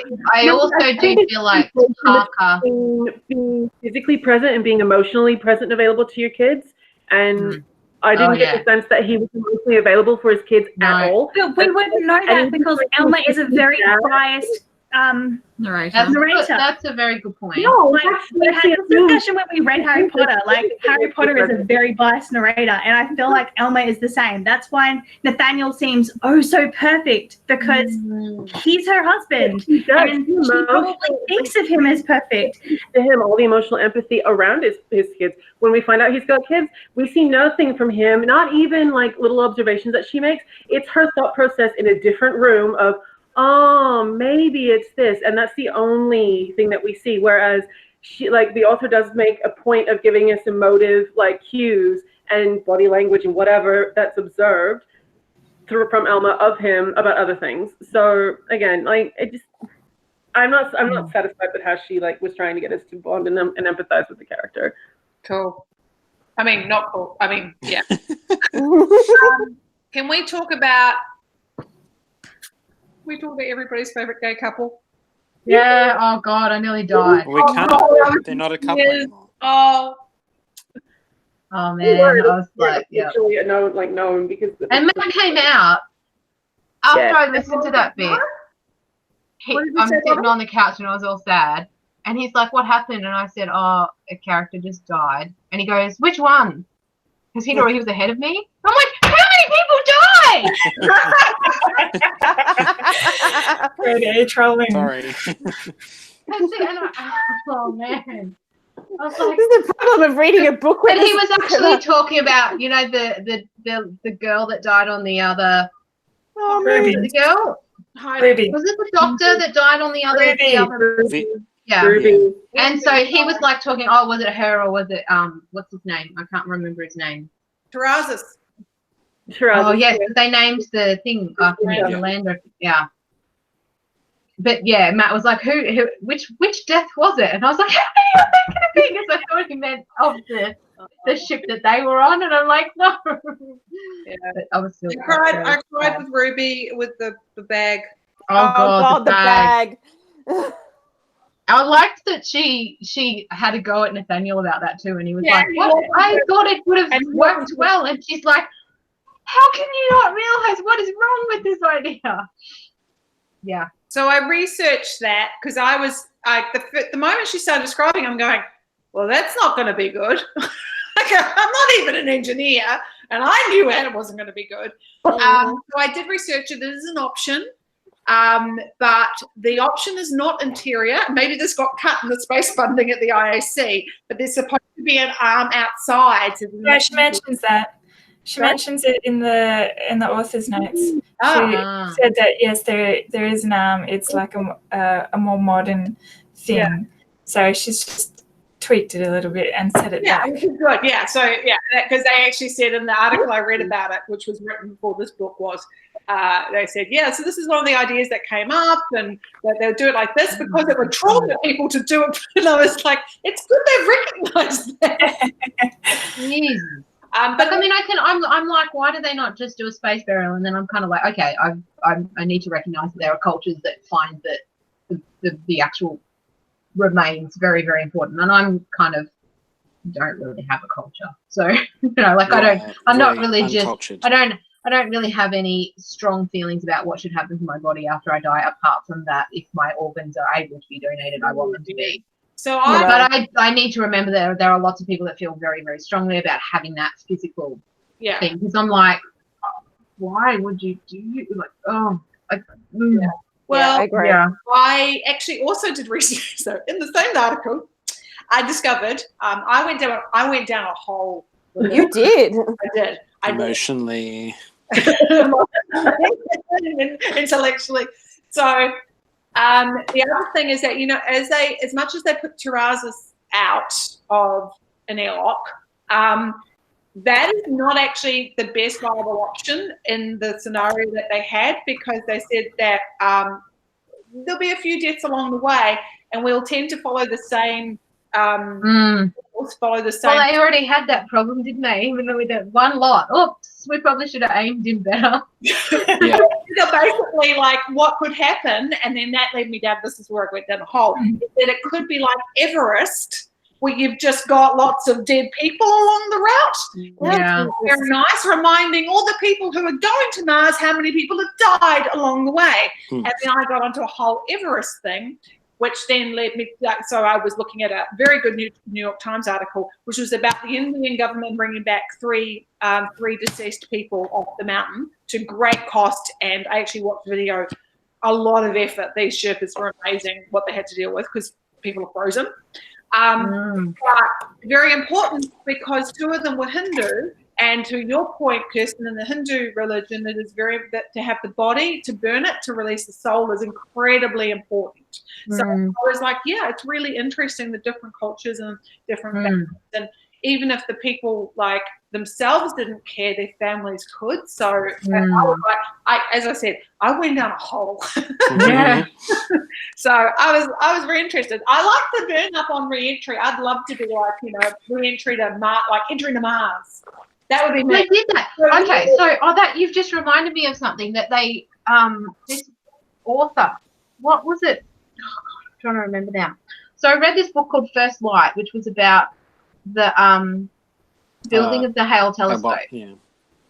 And it had lots of little stories in it about different scientists and stuff. So like part of the story was about how the telescope was actually built, and then there are other bits about different scientists that were using the telescope. And one of them was Gene Shoemaker. Anyway, do you remember the Shoemaker-Levy comet when it hit Jupiter? So there was a comet that hit Jupiter, and they filmed it, and it was like it broke up as it was coming towards Jupiter. It was like not like a bunch of big rocks that all hidden, and we got to watch it live on TV. That was called Shoemaker-Levy 9. So this was the guy that was named after, and when he died, they shot his ashes. Which was into space or to the moon? Or towards Jupiter, but like he actually had his ashes like put on a rocket and shot into space after he died, and I was like, that is so cool. I just really love that idea of like, I mean, it's not very practical for everybody to do, like to go around the human. It's not very environmentally friendly, but I just really, it was such a romantic idea for me, like this guy that like could spend his whole life looking at the stars and looking at. So did you also know the UN have rules about space junk, about burial in space and what we can leave behind? There you go. Oh, I did not know that. I did not know that either. A body is a very big, massive object to leave in orbit. And you don't want it to come crashing back down. Yeah, you don't want to run into it at speed, and you don't want like even if whether it's us or other life forms, actually, That is not the way I want like aliens to first encounter humankind. Everywhere.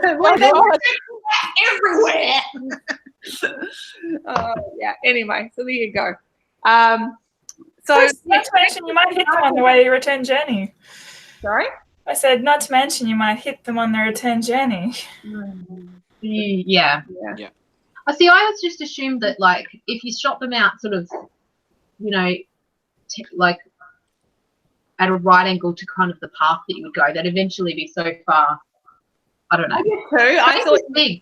Like lots of people think, you can't go through the asteroid belt because there's so many asteroids, and it's like it's like the distance between the Earth and the Moon between asteroids. It's like huge distances. Like space is big. Yeah. Did you ever watch this? And I love this. It's a BBC thing called Voyage to the Planets. And I have seen that. Yeah, I love that, and it's very, very good. And in it, they're like encountering an asteroid because it's like nothing, and then they're like, "Where is it?" And it was very cool. Anyway, I'm looking at Gene Shoemaker now because I need to find out what they actually do. So, what I had the question for? So on the couple, I want to go back to the condom. Oh, right. Stuck in the toilet. The toilet, because I actually, when she made Elma, made the assumption that it was Parker, I made the assumption that it was just someone having a wank. So did I. Yeah, that's what I thought. The doctor was talking about to begin with, because I was like, you don't want that, just floating off into space. Yeah, no, that was what I was thinking too. Contained. Yeah. And apparently, you know, the washing gets rotated, so you don't want someone discovering things. So I was like, and presumably they wouldn't have brought like lots of boxes of tissues with them. Yeah, I'm like, you don't want that like in your sock when you're doing your washing.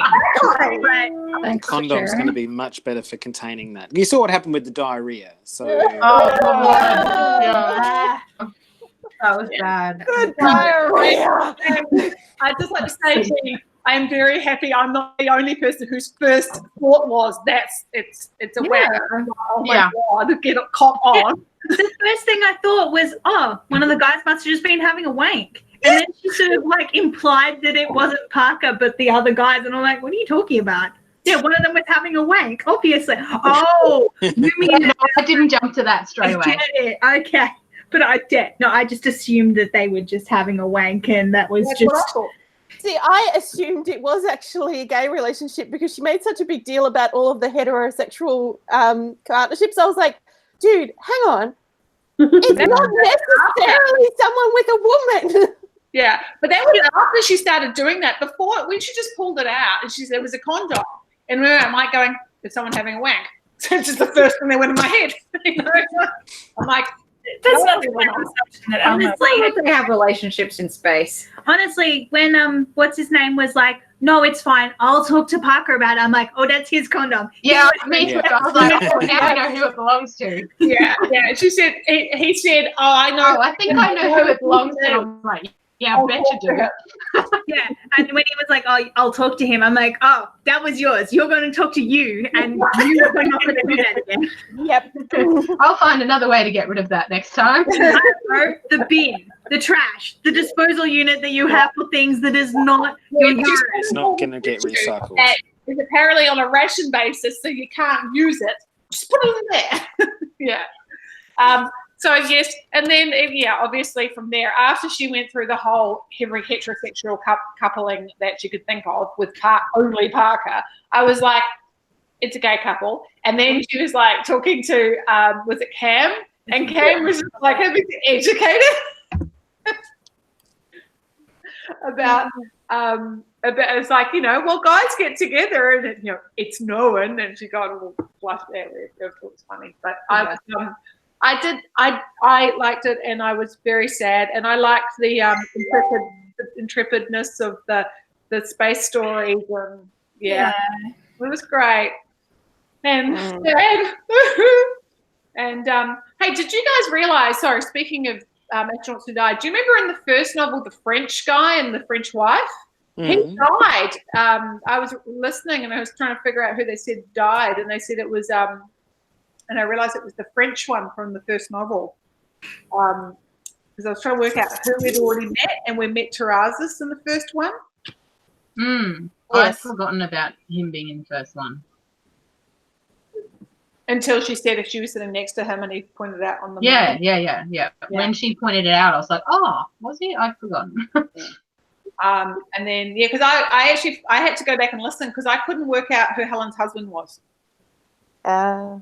And then I realized when I listened to him, like, oh, so the guy she played chess with, like, Yeah. So, Kirsten, when was the point when you got super embarrassed? When she got found out about there was kind of there was the conversation with her and the, you know, like with Leonard and everything, and he was, it was lots of things. It was mostly just. It was a build up.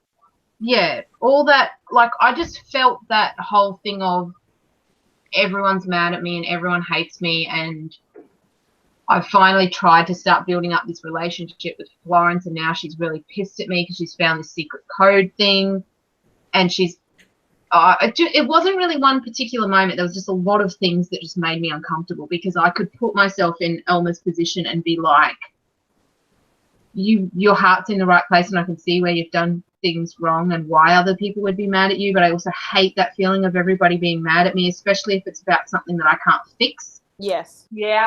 Like that, I think that's the hardest part. Like if it's something that I've done wrong and I realize that it's wrong and I'm embarrassed because I did something wrong and I can't fix it and I can't go back in time and change it, And so instead I just agonize over it and think about it 10,000 times. And when I'm trying to go to sleep and I can't get to sleep, that's the thing I'm thinking about. Yep. And I just empathized with her a lot in that whole situation. Are you a problem solver, Kirsten? Yeah. Yeah, so am I. So it's something I talk to my shrink about, and we kind of reach this epiphany for my anxiety, which is that when I can't solve a problem, whether it's one I've caused or I see it happening to other people in their relationships, I want to solve it, and I know I can't. It's not my place. It's not, you know, unlike Elma, I know, but it does not haunt me, and that's and that's what I don't like. It takes up space in my brain when I don't have any right to. It's not my problem to solve, but because it's not something I can solve. Like I get that way often about relationships between friends and, you know, family of friends, if it makes sense, relationships with families. That's what often or friends who were friends once, but now they've had a big falling out, you know, things like that. So I just think it's really interesting. Like for me, it's gone beyond that. And it's like bigger problems and they're nothing to do with it. But I can't stop I can't stop my being. So it's really interesting. I think a lot of my issue is perfectionism. Like I want to do the right thing all the time, and I don't like it when I do the wrong thing, and then I agonize over the fact that I made a wrong decision. And if it's to do with other people, it's like 1,000-fold. Like if I make, like, you know, if I burn the pie, I'm going to kick myself and be shitty with myself about it, but it's not that big a deal. But if I do something that is involving other people, I'm going to agonize over, are those people still thinking about how mad they are about me, you know, what I did? And like I think I blow it up in my mind about how much people I play scenarios in my head. Like I was there redoing the conversation over and over. Yep. And I have full-on arguments with people in my head all the time. Yep. Like, I don't just have them in my head. I have them out loud. but like rehashing the same argument over and again in my head. Like, different ways I could have said that, or this. I should have done this differently. Yeah. So my problem was actually when the whole thing happened with Stetson Parker's wife, and like she stepped her foot in and all of that. Oh, yeah, that too. Yeah. That was my point. That was my tipping point, because I'm pretty sure it wasn't that alone, but I had just built up to a point that I just at that point couldn't handle it anymore, and I was just like, no, too far. I can't deal with it. I'm so embarrassed and everything's bad. Yeah. Anyway. Yeah. Sorry. Had to go through that a little bit. I had in here the dryer lint. Oh. The fact that it caught on fire because does not everybody know to clean out the dry lint, or the fact that they were like, great, the dry lint caught on fire, so now only women are allowed to do the laundry. Well, a bit of both, but also because it's like a huge cause of fires, like to the point where I'm pedantic about dry lint, you know, because I know that it's a big. But like if you can get trained on, like she makes this point, if you can be trained to do all the other shit they do, surely they can train. The dry lint must be like, and shouldn't there be like, it's like if they're so like when you particular go to about a everything, and it says on the thing, remove lint from dryer before use. But not like, should there not be that part of? Should there not be a system? Like it should not be a check that you're doing. Like, you know, dry lint has been cleaned out. Check. Like, should there not? Like, you know how like when you go into the bathrooms, like, and they've got a checklist on the back of the cleaners that they've cleaned the bathroom on all these days. Like, if they can bloody put a in space, can they not figure out some kind of system to make sure it's being cleaned out? No, to me this was like, yes, but there was also, I think this was an opportunity for the men to take responsibility and to show a disparage, you know, they use power. You know, this is where there's an imbalance in power. There's a power imbalance because they could, like, all the men are the ones who are in charge and captains and, you know, running the ship back at was it Kansas? So I think this was just an opportunity to get out of doing something. And I mean, let's face it, it's a reasonably realistic situation. It is. Yeah, and not even in the 50s, like now. Like, I remember my brother when he first left home, and, like, he's ringing my mum because he's like, why is there white stuff all over my clothes? Leave a tissue in there. No, he put the washing powder in the fabric softener part. Oh, crap. So when it came, it comes out in the last rinse cycle, it's not getting all rinsed out properly, and it's just soaked all over his clothes. And I know of a few people who've done that. And, I don't think it's... Yeah. It's just, I guess it was like my mother, when she got her first, it was a smart drive. So Fisher & Paykel smart drive, so the first kind of electronic washing machine, not one of those push dial ones, which confuse me now. I was 13 and my brother was 11, and she called us and she said, "This is how it works. Go to it. I am no longer doing your washing." And I thought, there is really no excuse today except if we want to make it for ourselves. But I think that does become a thing of, I can't learn this new thing, but really astronauts don't have that as an excuse because you're smart enough to learn how to fly a spaceship or be smart enough to be included on the spaceship with some other skill set. Like, I'm not saying that necessarily you're the person flying it, but you've got some sort of skill set that makes you smart enough to be on, all of them are very smart people, and you can't work out how to use a fucking washing machine. Are you kidding me? Yeah. No, but then they were making it was more like decisions the entire way along. Bet that if there were no women on the team, it wouldn't have been an issue. Sorry, Barbara. I didn't hear either. Just that if there were no women on that team, it wouldn't have been an issue. They all would have taken their and there'd been no shit made about it. And honestly, I think it's probably one of those things where, in the first instance, when the fire happened, it was probably more to do with not that nobody knew to replace the lint, but that there were so many people doing that job, and there was no system in place of saying who's doing it. Everyone else might have been like, "That's why you check it every time." I know. I check it every time I open it. Anytime I'm putting clothes in. I don't even own a dryer. I can count on one hand the number of times I've used a dryer because it's only been when I've been on holidays because we don't own one. But I do know every time I'm putting clothes in there, I'm checking the lint thing so that even if Matt has taken the clothes out from the previous one and he cleaned it when he was doing it, I'm checking it as I'm putting them in to make sure that it's clean. This becomes part of using the dryer no matter what. Yeah, but I do wonder whether it was one of those issues where everyone else thought someone else had done the job, so they didn't check it. Well, interestingly enough, when they all had to go over after the ammonia issues, I think that's what it is. And so they were all living, I can't remember, there was a reason they were all living on the Pinta or the Nina or whatever it's called. Yeah. Oh, yeah, because the ammonia thing. Sorry? Isn't it because when they put the body out, it broke the thing as well? Oh, yep, that's it. And they cut the pipe, which meant it wouldn't work, but then they broke the antenna as well. So they're like, oh, shit, it's all like president. Anyway, so they were living on the other ship, and Elma, again, yes, we're from your point of view, made the point. She commented in the kitchen to say everything's in the wrong place, whatever. Because I'm just like, you say whatever. When I was in year 12, my RE teacher told us to go home to fuck with our families and change around the knives and spoons and forks in the drawer. My dad yelled at me. Wow. Have a system. With people when things are in the wrong spot. Yeah. Actually, I was listening to that and went, mine are in the wrong order. But mine are just in the order that my parents had theirs in. And I never ever questioned it. And now I'm like, my spoons are on the wrong side because why would my spoons be on the left side? Because you put them on the right side when you put them on the table. Who cares though? You put them up in your head. I can't change it now because I'm used to where they are. No, ours are on the left side too. You're fine. Yep, spoons, forks, knives. Mine are forks, and then teaspoons. Yeah, down the bottom. But I used to grow up with knives, spoons, forks, and I changed it round. What kind of monster were you living with? Spoons in the middle. I have my spoons in the middle. together in one dish.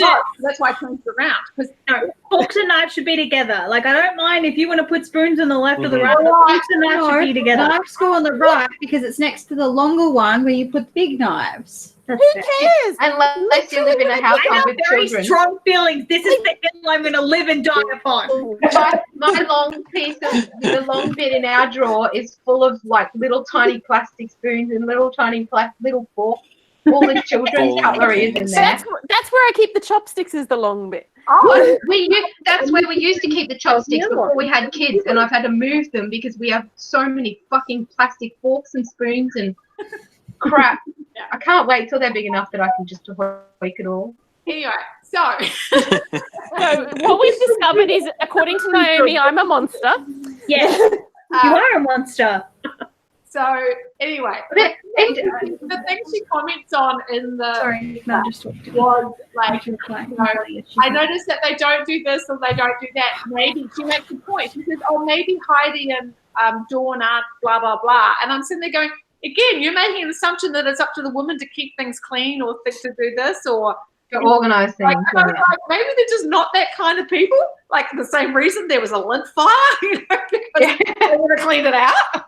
Like I just like even Elma made the assumption that because they were women that they would keep the in a certain way. That's not so realistic, though. I mean, I find myself doing that sometimes, and I don't even mean to.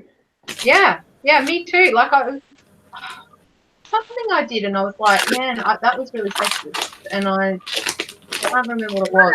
But I checked myself and realised, and I was like, that was a really sexist assumption to make, and now I can't remember. I did it tonight with Betty. Huh?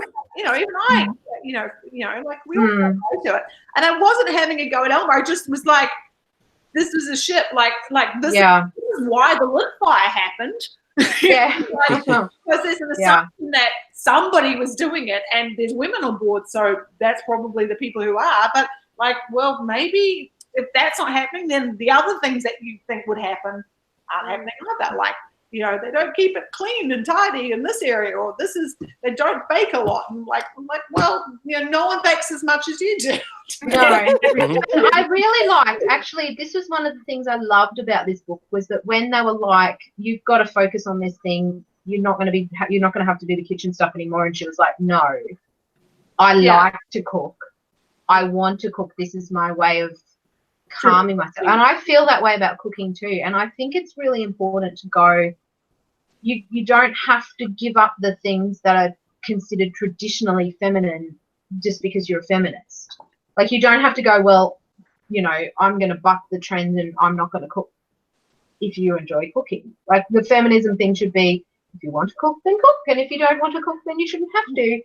No, quality should just mean that I'm not the only one. And the expectation is not that because I am the one with the vagina, I'm the one who automatically should be cooking. Yeah. But I really liked that part of her character because I really enjoy cooking, except for when I burn shit and then I get really shitty with myself. But I do enjoy it. Like I do, like Matt quite often will offer to cook because he's trying to be helpful, and I'm like, can you do something else? Because cooking is the thing I like. Can you like clean the toilet instead? If you wanted to do a chore. Maybe not cooking because I like that. And Matt doesn't particularly like it. I don't think you Matt.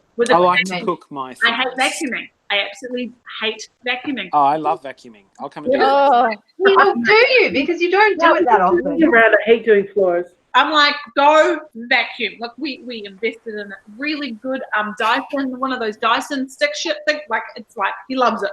So I do love my thing of that, but I still hate vacuuming. Guys, can I call like a wee break? A wee break. A wee break? A little break or a toilet break? Both. Well, mostly I want more pie. But I want more wine.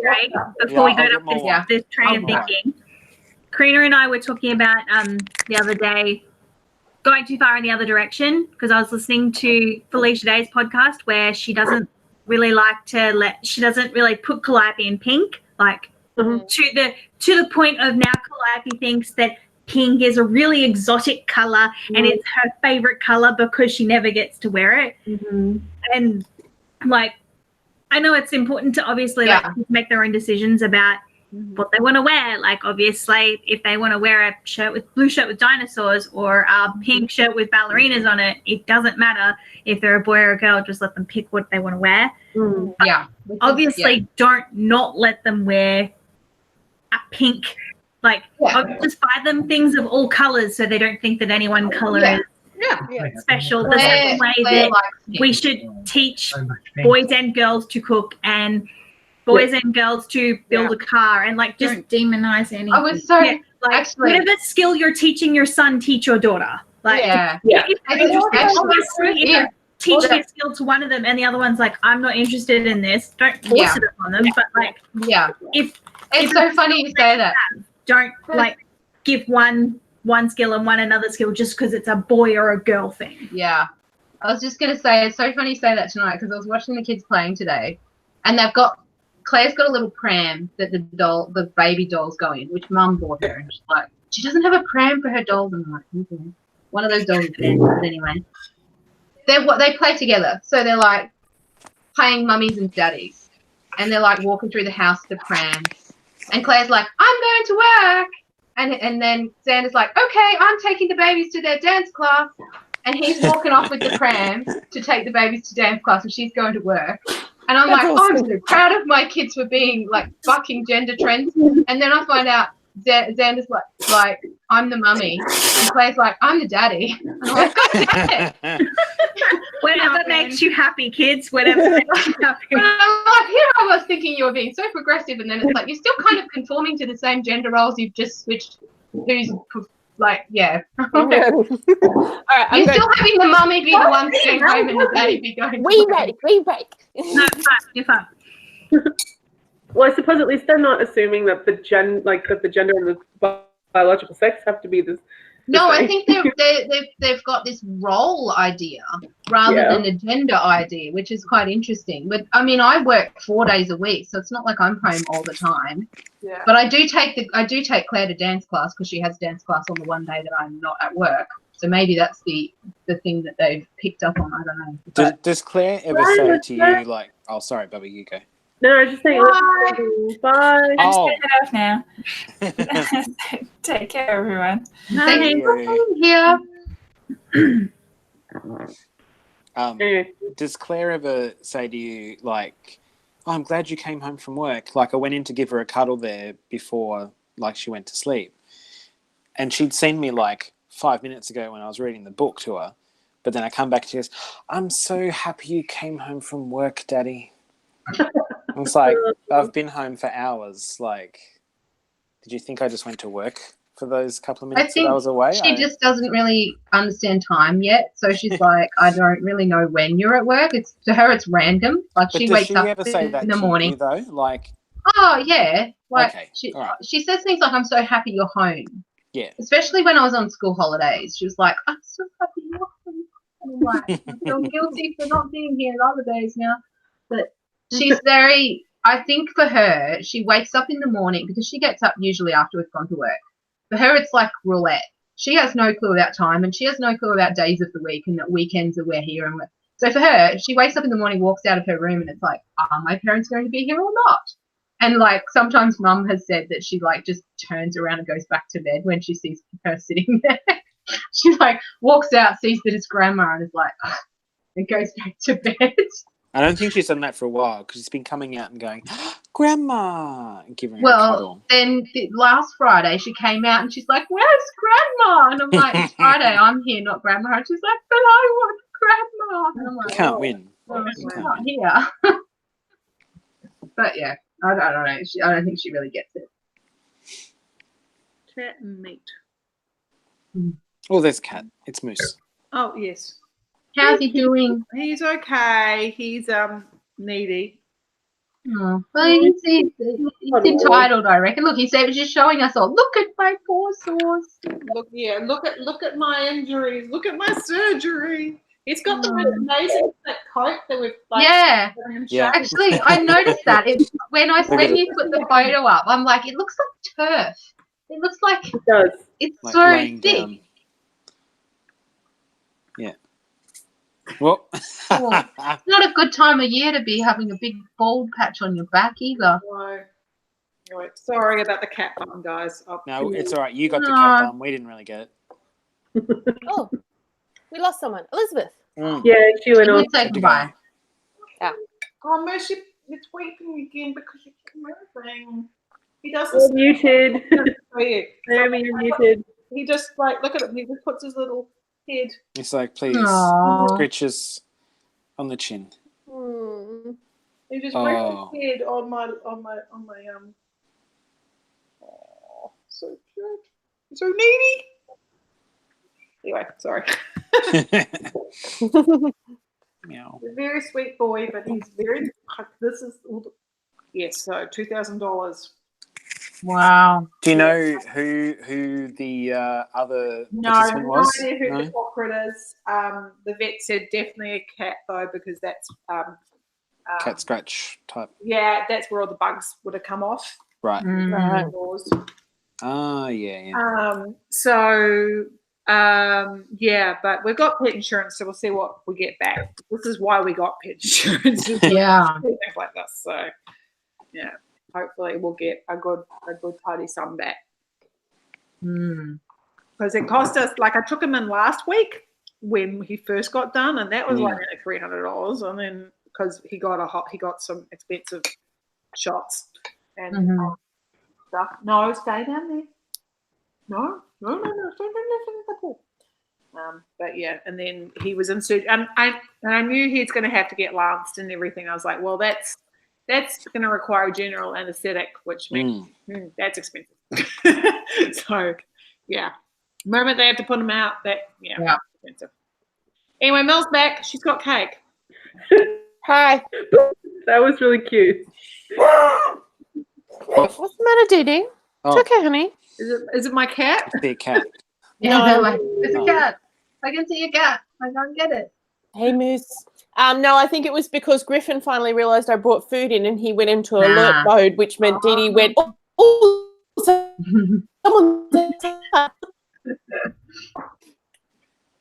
Now Griffin's staring at me. Well, no food for you.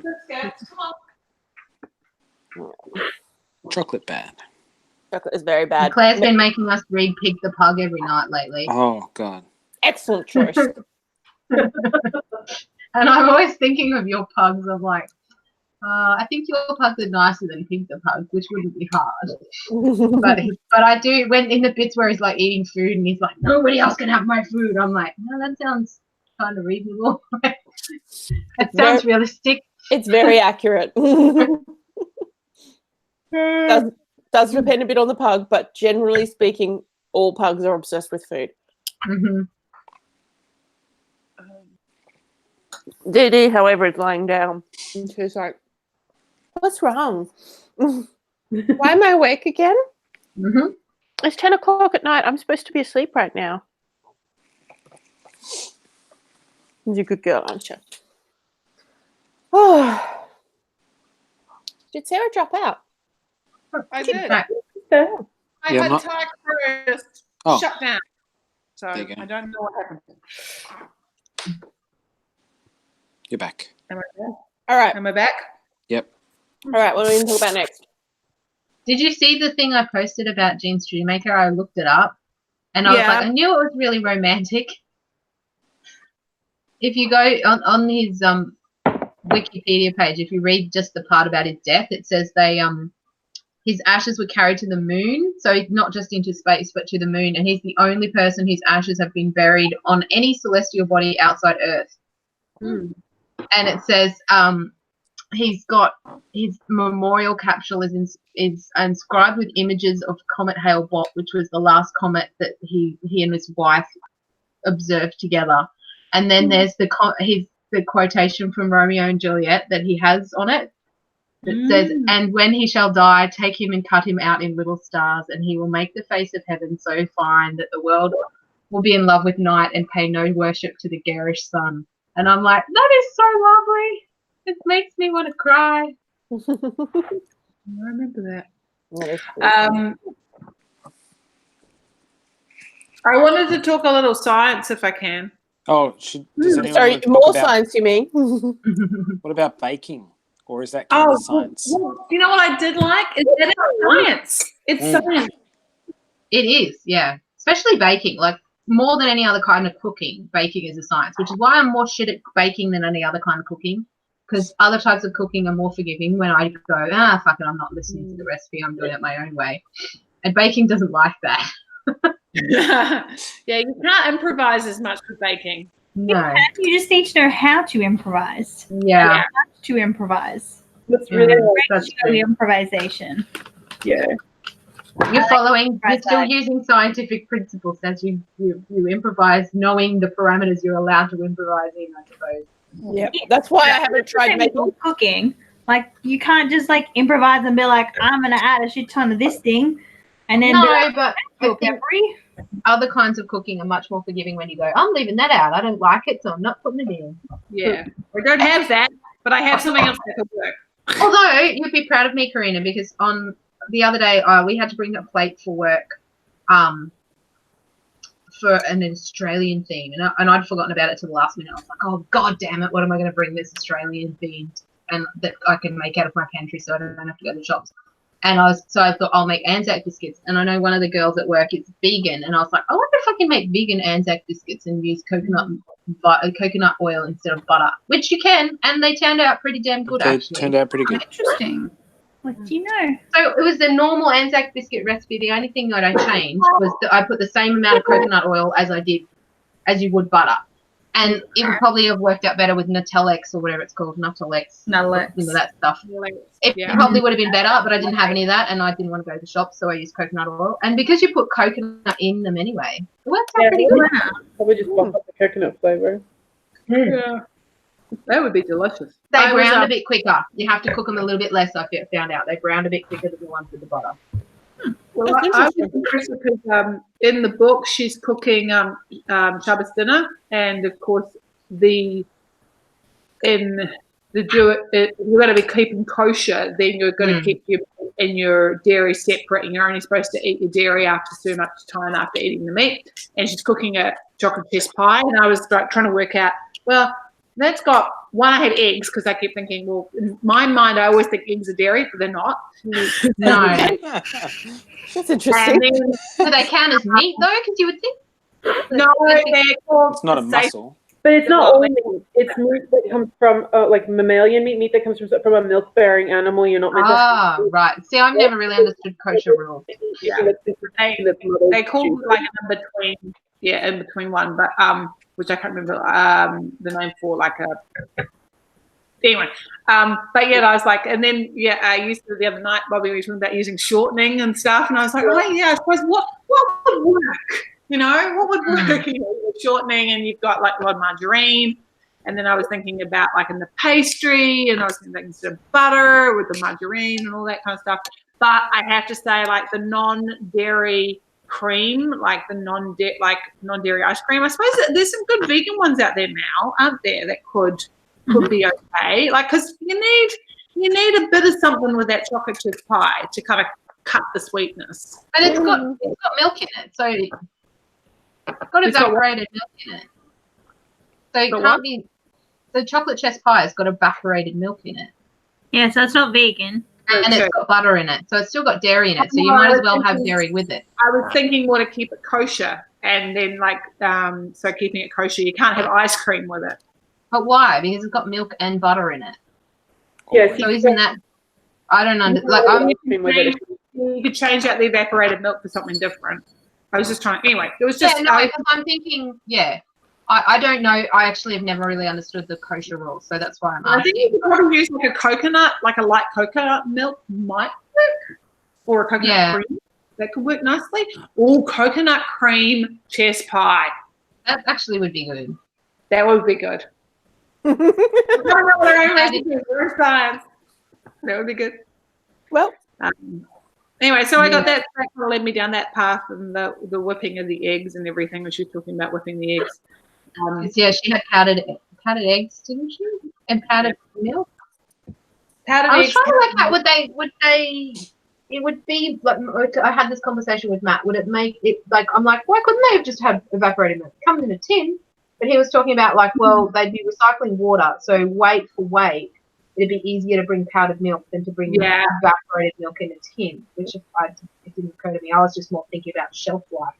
But yeah, like evaporated milk that's made up with water that's been recycled through, like, eventually using, versus a tin full of, It's also probably easier to recycle the bag that it probably came in versus a tin. So no, I was more thinking the weight, because weight would be their most crucial thing, really, more than anything when they're packing stuff.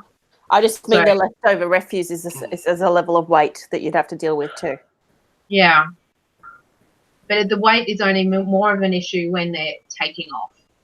Definitely. More than anywhere else, because the gravity is less elsewhere. Definitely. So, but yeah, I was like, why couldn't they have evaporated milk? Because I couldn't remember clearly. I just remembered that she was like, well, I don't have this, so I have to use that, and I've got powdered eggs, and I've got. But I think the way that the pie is made by kind of just mixing everything together, it's probably a good one. It's not trying to make a meringue, although you can make a meringue from those pavlova egg things. So. Actually, could you make meringue from powdered eggs? Because powdered eggs it's yolk and white together, isn't it? I don't know if it's separated. But you'd be able to pack, like, those pavlova egg things are like powdered egg white or something. I don't know what's in them. I've never used one. But you know how you can buy those pavlova eggs? They're like a big egg. Yeah, and it's got powder in it. You add water to it, and you whip it up and make meringue. I've never used one, but I have looked at them and I know the ones you're talking about. So it must be like a powdered egg white. So that must exist. Are they still around? That seems like a childhood thing to me. They have to. I'm sure they do. Yeah, they're still around in store. Okay. Well, so here's another question. Does she talk about the gravity effect on things rising? Because they're at a third of the gravity in Luneta. Yes. I was curious about that too. She does say something about her baking not rising the same because of the gravity. I can't remember exactly what she said, but she did say something about it. Yeah, cool. Okay. Which is why I thought the chocolate chess pie would work very well, because it's not like an actual cake. No baking powder, no baking sugar. Yeah, soda. And then the other one was, so Matt and I also went down a rabbit hole with Coriolis effect. Yes, that's right. I didn't get around to that article. I meant to. And I was wondering, like, so again, when you're dropping things, like, because I don't know, what do you think, Matt? When you're baking and you're like dropping bits and pieces and she like knocks things to the floor, like, how much of an effect do you think it's going to have? What we're talking about.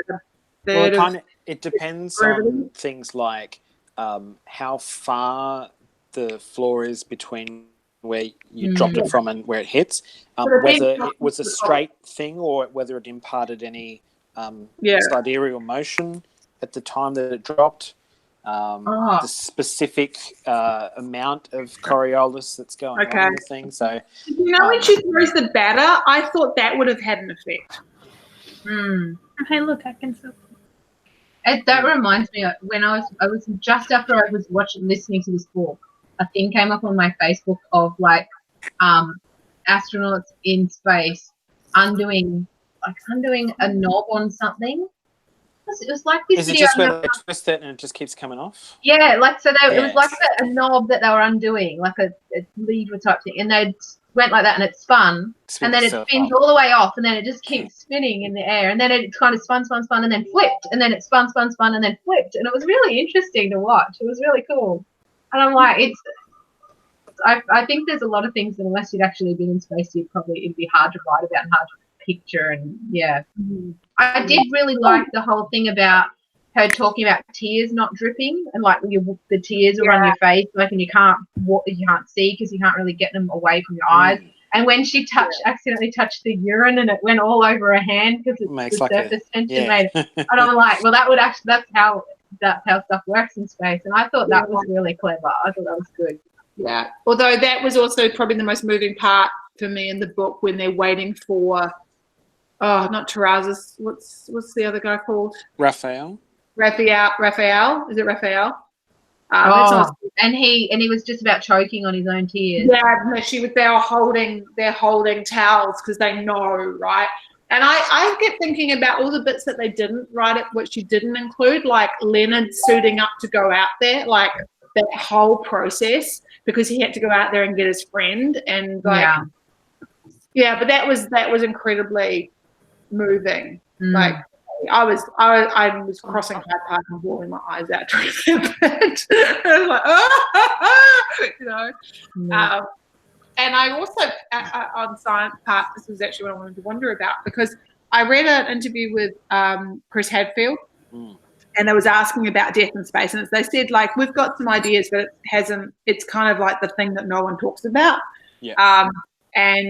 And actually on a spacewalk, the question was, what would you do? Would you bring, like he said, we probably would just leave leave them in the suit, because and this has got me thinking about Terrazas, because then I went down that rabbit hole about watching people trying to retrieve bodies from Everest. So Terrazas would be in the spacesuit, frozen solid.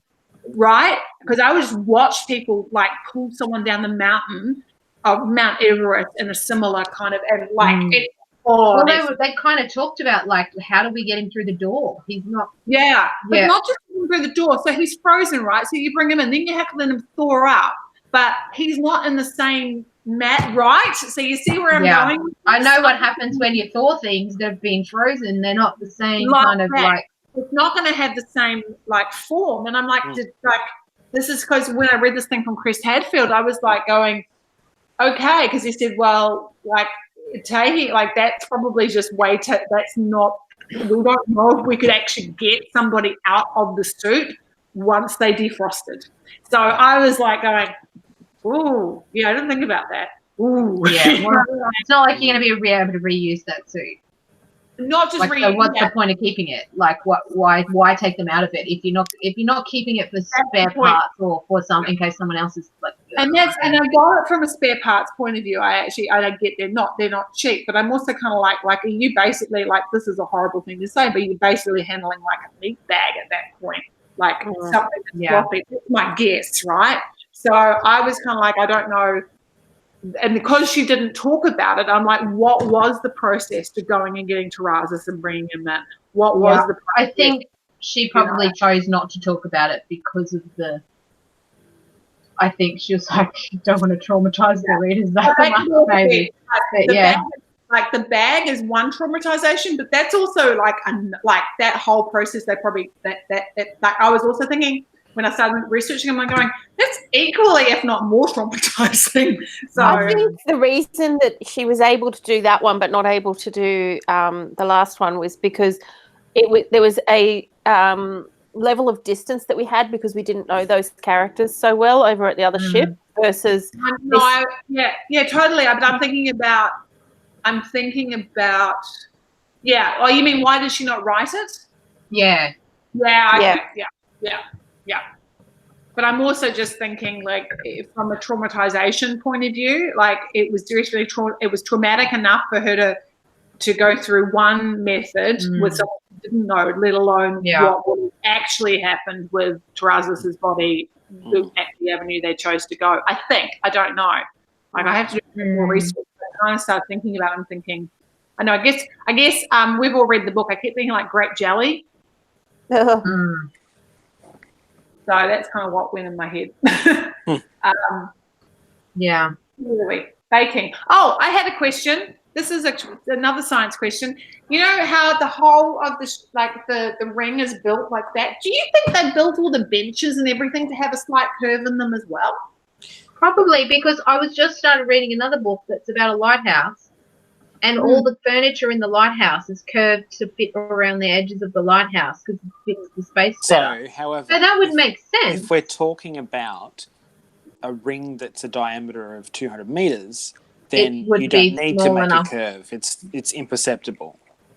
Yeah, but I'm also just thinking, if you're going to do the floor, like you're building something, you have to build something that then curves into the floor. Do you think it's imperceptible? And then just build it flat and then just like have little gaps?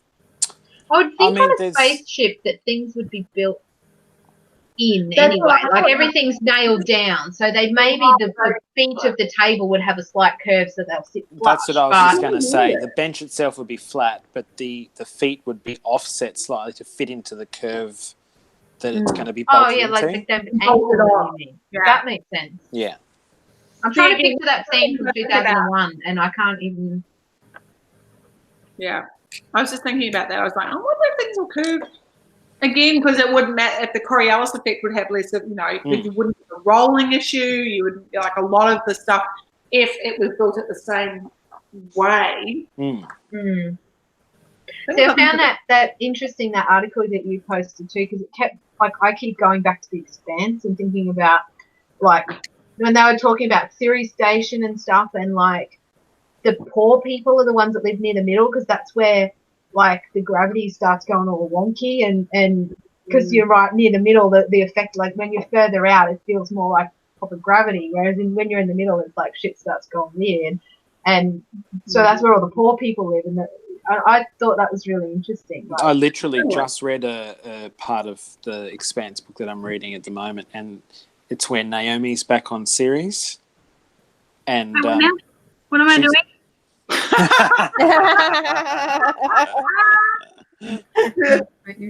I'm very funny. How dare you? I'm a comedian. She goes to a restaurant and they talk about how where the restaurant is, it's in a, not as good a place, and like the server has to pour it to take into account the Coriolis effect on the water coming out of the jug. That is cool. That's cool. I think they did that in the TV show at one point, actually, now that I think about it. Like someone pouring a thing and holding it like that, and it pours that way. And they just used to doing it so much, they just know to hold it that far away. And I love all those little bits that, like, if you're not actually interested in it, you probably don't pay that much attention to it. But when you're, like, kind of want to know about the science stuff, it's something you can really look into. Yeah, like it was bits at the beginning where she talked like coming off the moon, and she said that like her feet felt like needles, and she said like because I'd lost all my calluses and stuff like that, which I after 3 months possibly, but I think that coming back and forth enough it would be okay. But I totally got the idea of now there's like a whole G of like that is all on top of my feet, because I was thinking about how after I had Luna and plantar fasciitis, and I remember feeling like getting up and like it just being so painful in my feet. So I think about what your feet feel like after wearing high heels for a night, and that's really just your own weight positioned on a part of, like, I find that the balls of my feet burn like after I've worn high heels for a whole night, if they're high, like pretty steep ones. Like the balls of my feet feel like they're on fire almost at the end of the night, and it's because it's just a bit more weight because it's not distributed across the whole foot; it's on one part of your foot. Area. And like, so I can imagine your feet probably would. Maybe it's not the calluses. Maybe that was the part that isn't quite right. Maybe it's just weight, that amount of weight being on your feet again. But I liked the analogy she made about. Was it that when she said it was like the Little Mermaid? Was it in this book that I heard that analogy, or was that a different book that I was reading? No, she talks about the Little Mermaid, I thought. Because in the original Little Mermaid, she's walking on knives every time she takes a step. Like that was one of the payment, like one of the, what is it? The word that I'm thinking of? Trade-off? Like when she decides she's going to get her legs, that's one of the things the sea witch tells her is like, when you get split in half to make 2 legs, it's going to feel like you're getting sliced in half with a sword. And every time you take a step, it's going to feel like you're stepping on a knife. And I remember being like, I can see why the Disney version kind of left that part out. So I remember it traumatizing me as a child when I read it. Yeah, I understand why Disney thought that might be a little bit too traumatizing for the key version of this movie. Legs are overrated. But yeah. What was the bit that was it from Disney? Oh yeah. So I noticed that she used the word gross and as in to mean disgusting. A bit in this novel. because she's talking about, liquid feces and some other things. Yeah. Gross. So I was like, that word mostly came to prominence in the 80s, meaning the word disgusting. So I did some, because I was very curious to know, like, well, is she using it out of context? Like, is she using it out of time? Anachronistically. Yeah. What was that? Anachronistically. Okay, that sounds good. And yeah, she is a little bit. It didn't really start to take on that new meaning until the 70s, and then it caught on Valley Girl speak in the 80s. She I don't know do you listen to the audio, didn't you, Sarah? I did. She mentions a few things in the back of both this one and the other one. Did she talk about how atrocious her South African accent was? Sorry. I didn't. I did notice that, and I was like, yeah, not everyone can be good at accent. South Africans, and I was just like, this is as bad as your Scottish accent. It just sounds but remember when we listened to the Bob books, and I was like, well, all these accents are pretty good, and then into the Australian one, I was like, oh, Jesus. And maybe accents that you're really familiar with, it's better. It's easier to pick up how wrong it is. But she did say that she's aware of some things that are not accurate with the timeline, but that she's accepted that I'm just going to explain away because it's an alternate timeline and certain things Fair enough. Yeah. And I'm not. Look, it's a small thing, but I kind of noticed. I did notice, and I'm like, like I don't disagree. That is disgusting and gross. But I'm pretty sure back in 1963, that still meant that something was very large. Very large. Yeah. I wonder what the equivalent, word would have been then. What was the slang term for disgusting? Surely there was one. Well, actually, in the article I read about, there was a whole article about when did gross become like slang, and it was in the 70s. So there was an understand like something having gross neglect or meaning a large amount of bad with something being large. Yeah. But not having quite gone to the full scale of something being bad. Venn diagram side, but more of that slang, those slang words. There was nothing else that really jumped out to me. Like she had some really cute ones that I thought were really appropriate. Oh, golly! Oh, what the hell! Like, because you can't go but there is a few thoughts that were well placed F-bombs. I like them. Yeah, there was one point where she was like, I don't normally talk like that, but I felt it was justified. Yeah. Yes. No, I what's my train of thought now? I forget what I was going to say. What else did she say in the back, Matt? Was there some of the things that you wanted to? Oh no, it was specifically about she sort of talks like she says any time that something appears kind of out of its own time, that's on me, and I've just done it and said, my reasoning is that this is not the same timeline, and certain things have changed or evolved or what have you at a different rate. So someone just decided to use gross in that context earlier in this timeline. Yeah. She must have been a trendsetter. Yeah, exactly. Yeah, it's interesting when you start thinking about like language and why is that word used that way, and I find that really interesting, like origins of where words come from. And do you listen to idioms and things? Yeah. Do you listen to the Helen Zaltzman podcast, The Illusionist? He's in the podcast I actually listened to. I haven't listened to in ages because I've been doing so many audiobooks. I've actually got I have to catch up. Like I must have like a bunch of Dear Hank and Johns to catch up on. And Gastropod is another one I listen to, which I have a few to catch up on as well. So I haven't even gone looking for anything new. With some big laugh out. Have you listened to the Engagement Duck one yet? No, I think I've only listened to I don't know. I'm quite behind. Okay. I only listen to audio. I only listen to podcasts. Oh, bye. Are you off, guys? We're going to go to bed. Okay. Night, guys. That was very in sync. Well done. Good night. I tell you what I do. I only listen to podcasts when I run out of audiobooks, which hasn't happened lately because I bought 3 extra credits for money. We started getting too sciencey for everyone. Now they're all leaving. I know. We scared them away, Matt. I had more science chats though. Well, this time it's on what killed, what the Pinter crew got sick with. That is my fear. Sorry, what's that? E. coli, like getting sick from rice and pasta. Because I've done I did a food safety course in London before I did some waitressing, and that was the thing that they just basically scared the bejesus out of us with. Yeah, rice is one of the bad. So I was like, I've been terrified from that point on. And like Kim says, we're doing, I'm like, no, check it out. Oh, and it must be heated through, and it must be very, very hot. And I'm just. So you need to have to. I needed you on my side with the conversation I had with Matt at around Easter time. About a piece of salmon that had been left out for like 5 hours without being covered and without being in the fridge. And he was like, no, we can keep it. And I was like, no, we cannot keep it. Yeah. I'm like, even if there was nothing wrong with it, I would not be able to eat it and enjoy it because my brain would be like, no. Yeah.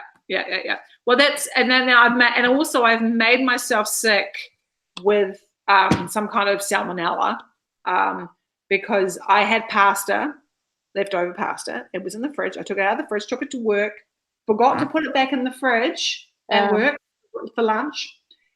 Didn't heat it up enough. At that point, I chucked it, right? Because it's been sitting out. And then basically just heated up all those lovely salmonella bugs that have been sitting there growing, ate it, and then was violently ill for 3 days. I think that's the thing that I always try to do, like, probably more since I've been pregnant because I remember all the rules from when I was pregnant, and they were like, heat it until it's like really, really hot and you'll probably be okay.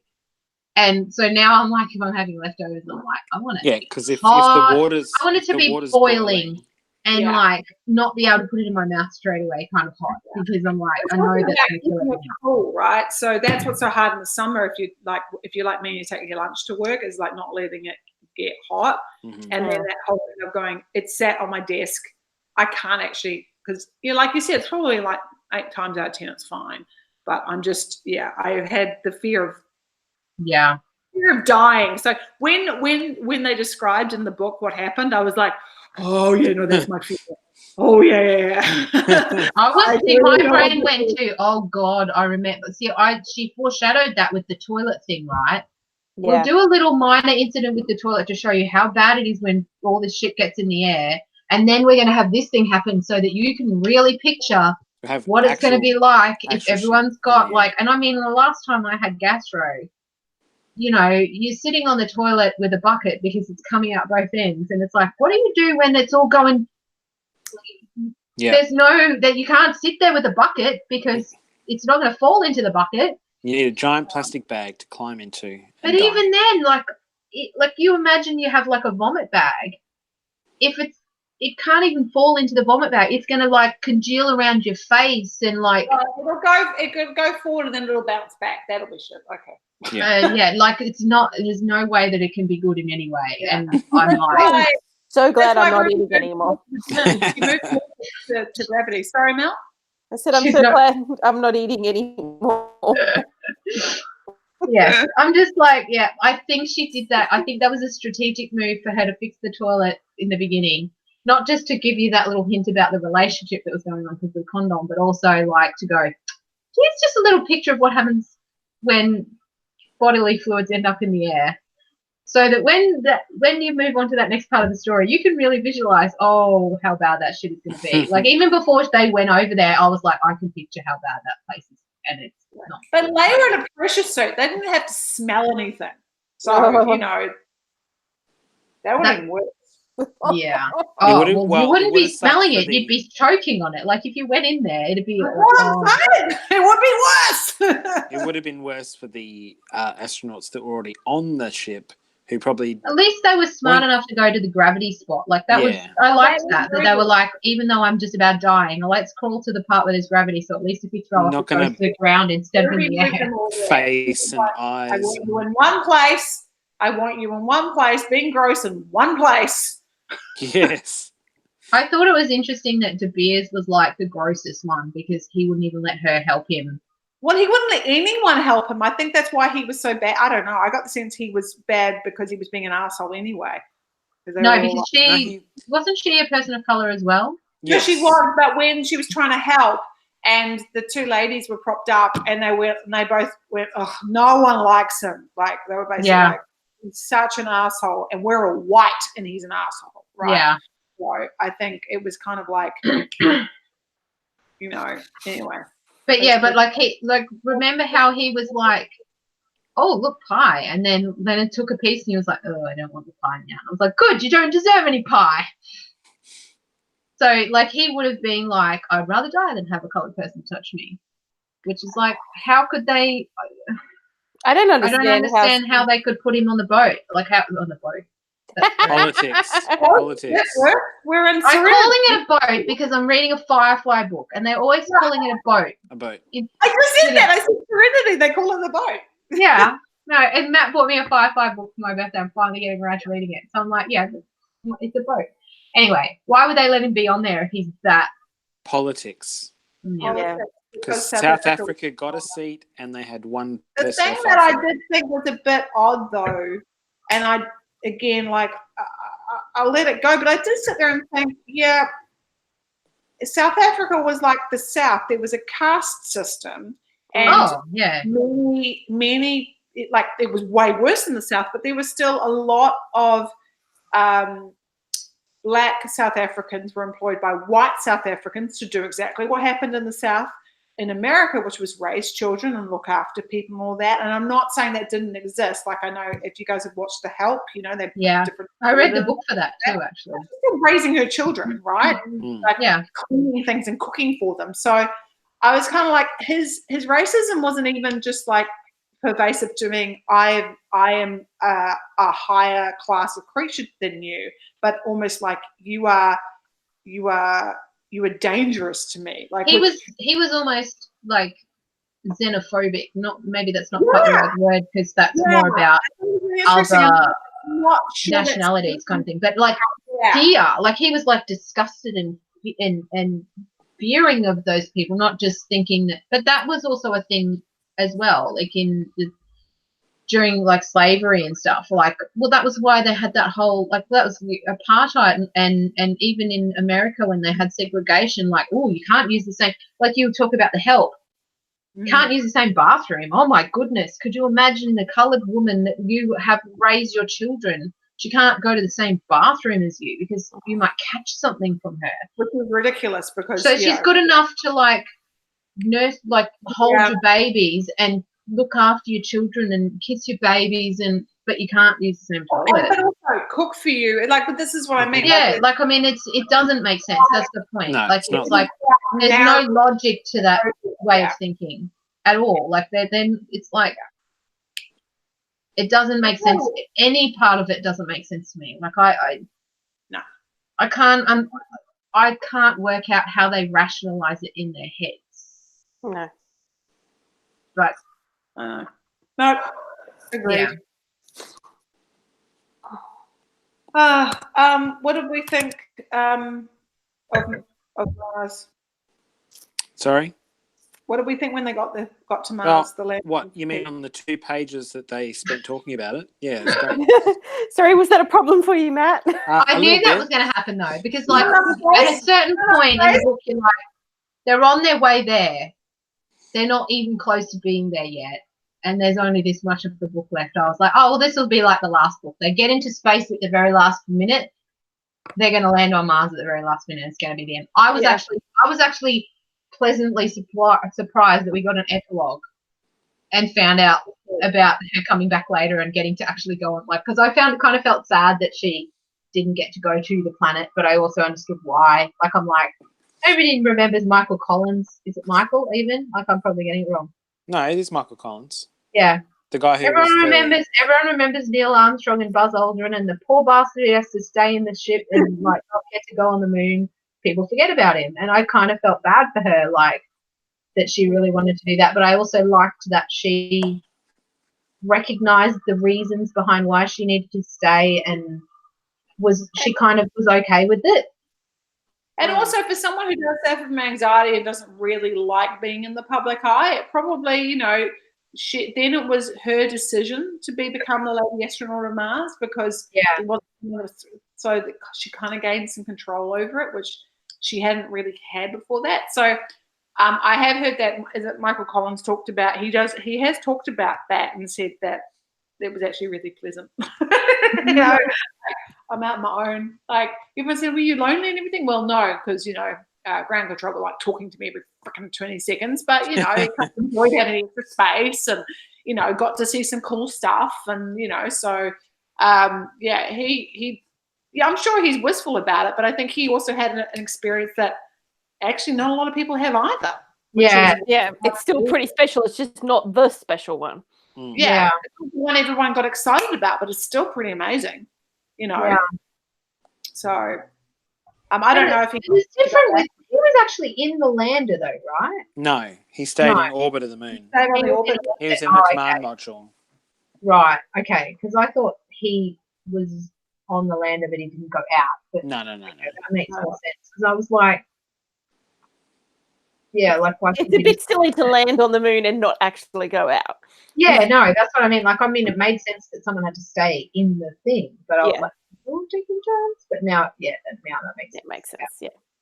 No, well, I think that given that ending, it's not very surprising that she's ended up with a with more books that she's going to be writing for the series. I felt like that too. Yeah. Have you guys read the original short story? Yes, I have. I haven't yet. I've got them all on my list. I was going to read it after this thing out. You've read it, Mel? Have you read it, Kirsten? No, I haven't yet.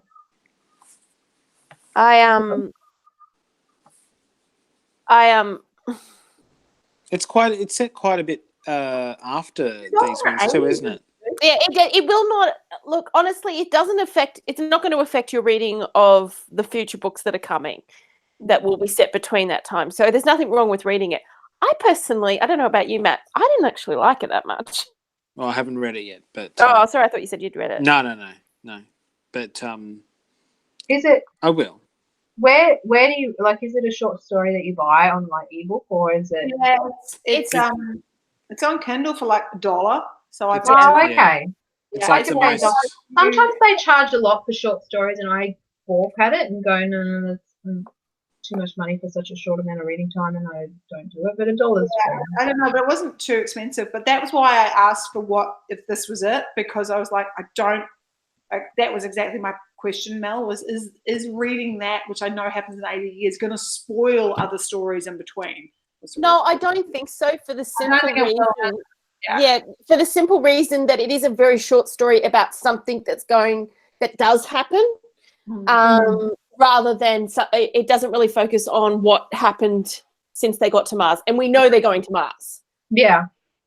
So yeah, look, honestly, it depends on how much you care about the possibility of spoilers, because obviously I haven't read the next 2 books that are coming, so I can't for sure say that there's nothing in it that's a spoiler. So like I'm not someone who cares that much about spoilers, so I read it anyway. I read it after I finished the duology, before she'd announced the new books. But I don't feel like, oh my God, I wish I hadn't at all. I mean, the writing was good, the concept was good. I just didn't really enjoy it. Fair enough. I plan on reading it before the next ones come out anyway. So I'd love to. We should have a chat about it when you do. Yeah, I'm looking for. I do want to read it. I'm interested in seeing how much you see of the person we've read about compared to the person we're seeing. But it may not be like, because I got the sense this is the short story is a character-driven one as opposed to a plot-driven one. Is it like she's reminiscing about? No, she's offered an opportunity. So she's apparently back on. No! Stop! You say too much more, you're going to be spoiling the story. But it's in the preface. I've read it. But there's literally not much else to it. Okay. You've offered an opportunity. Excellent. You have to make a decision. There you go. We'll read it, Matt, and then we'll report back to Mel. Yeah, please. That'll be good. So this has been a good hangout. We didn't really drink. We just ate pie. We did. Oh, I've had this is glass number 2. We've had 2 glasses of red wine. That's why my mouth is all purple. Oh, I didn't see the booze. I was too busy eating pie. Which was good. I'll wrap this up then. Anybody who actually managed to watch through this almost 3 hours, well done to you. Yeah, good on Congratulations. I'm impressed. Why aren't you a part of LUD yet? All right. Stopping the broadcast now. Bye, anybody watching. Bye.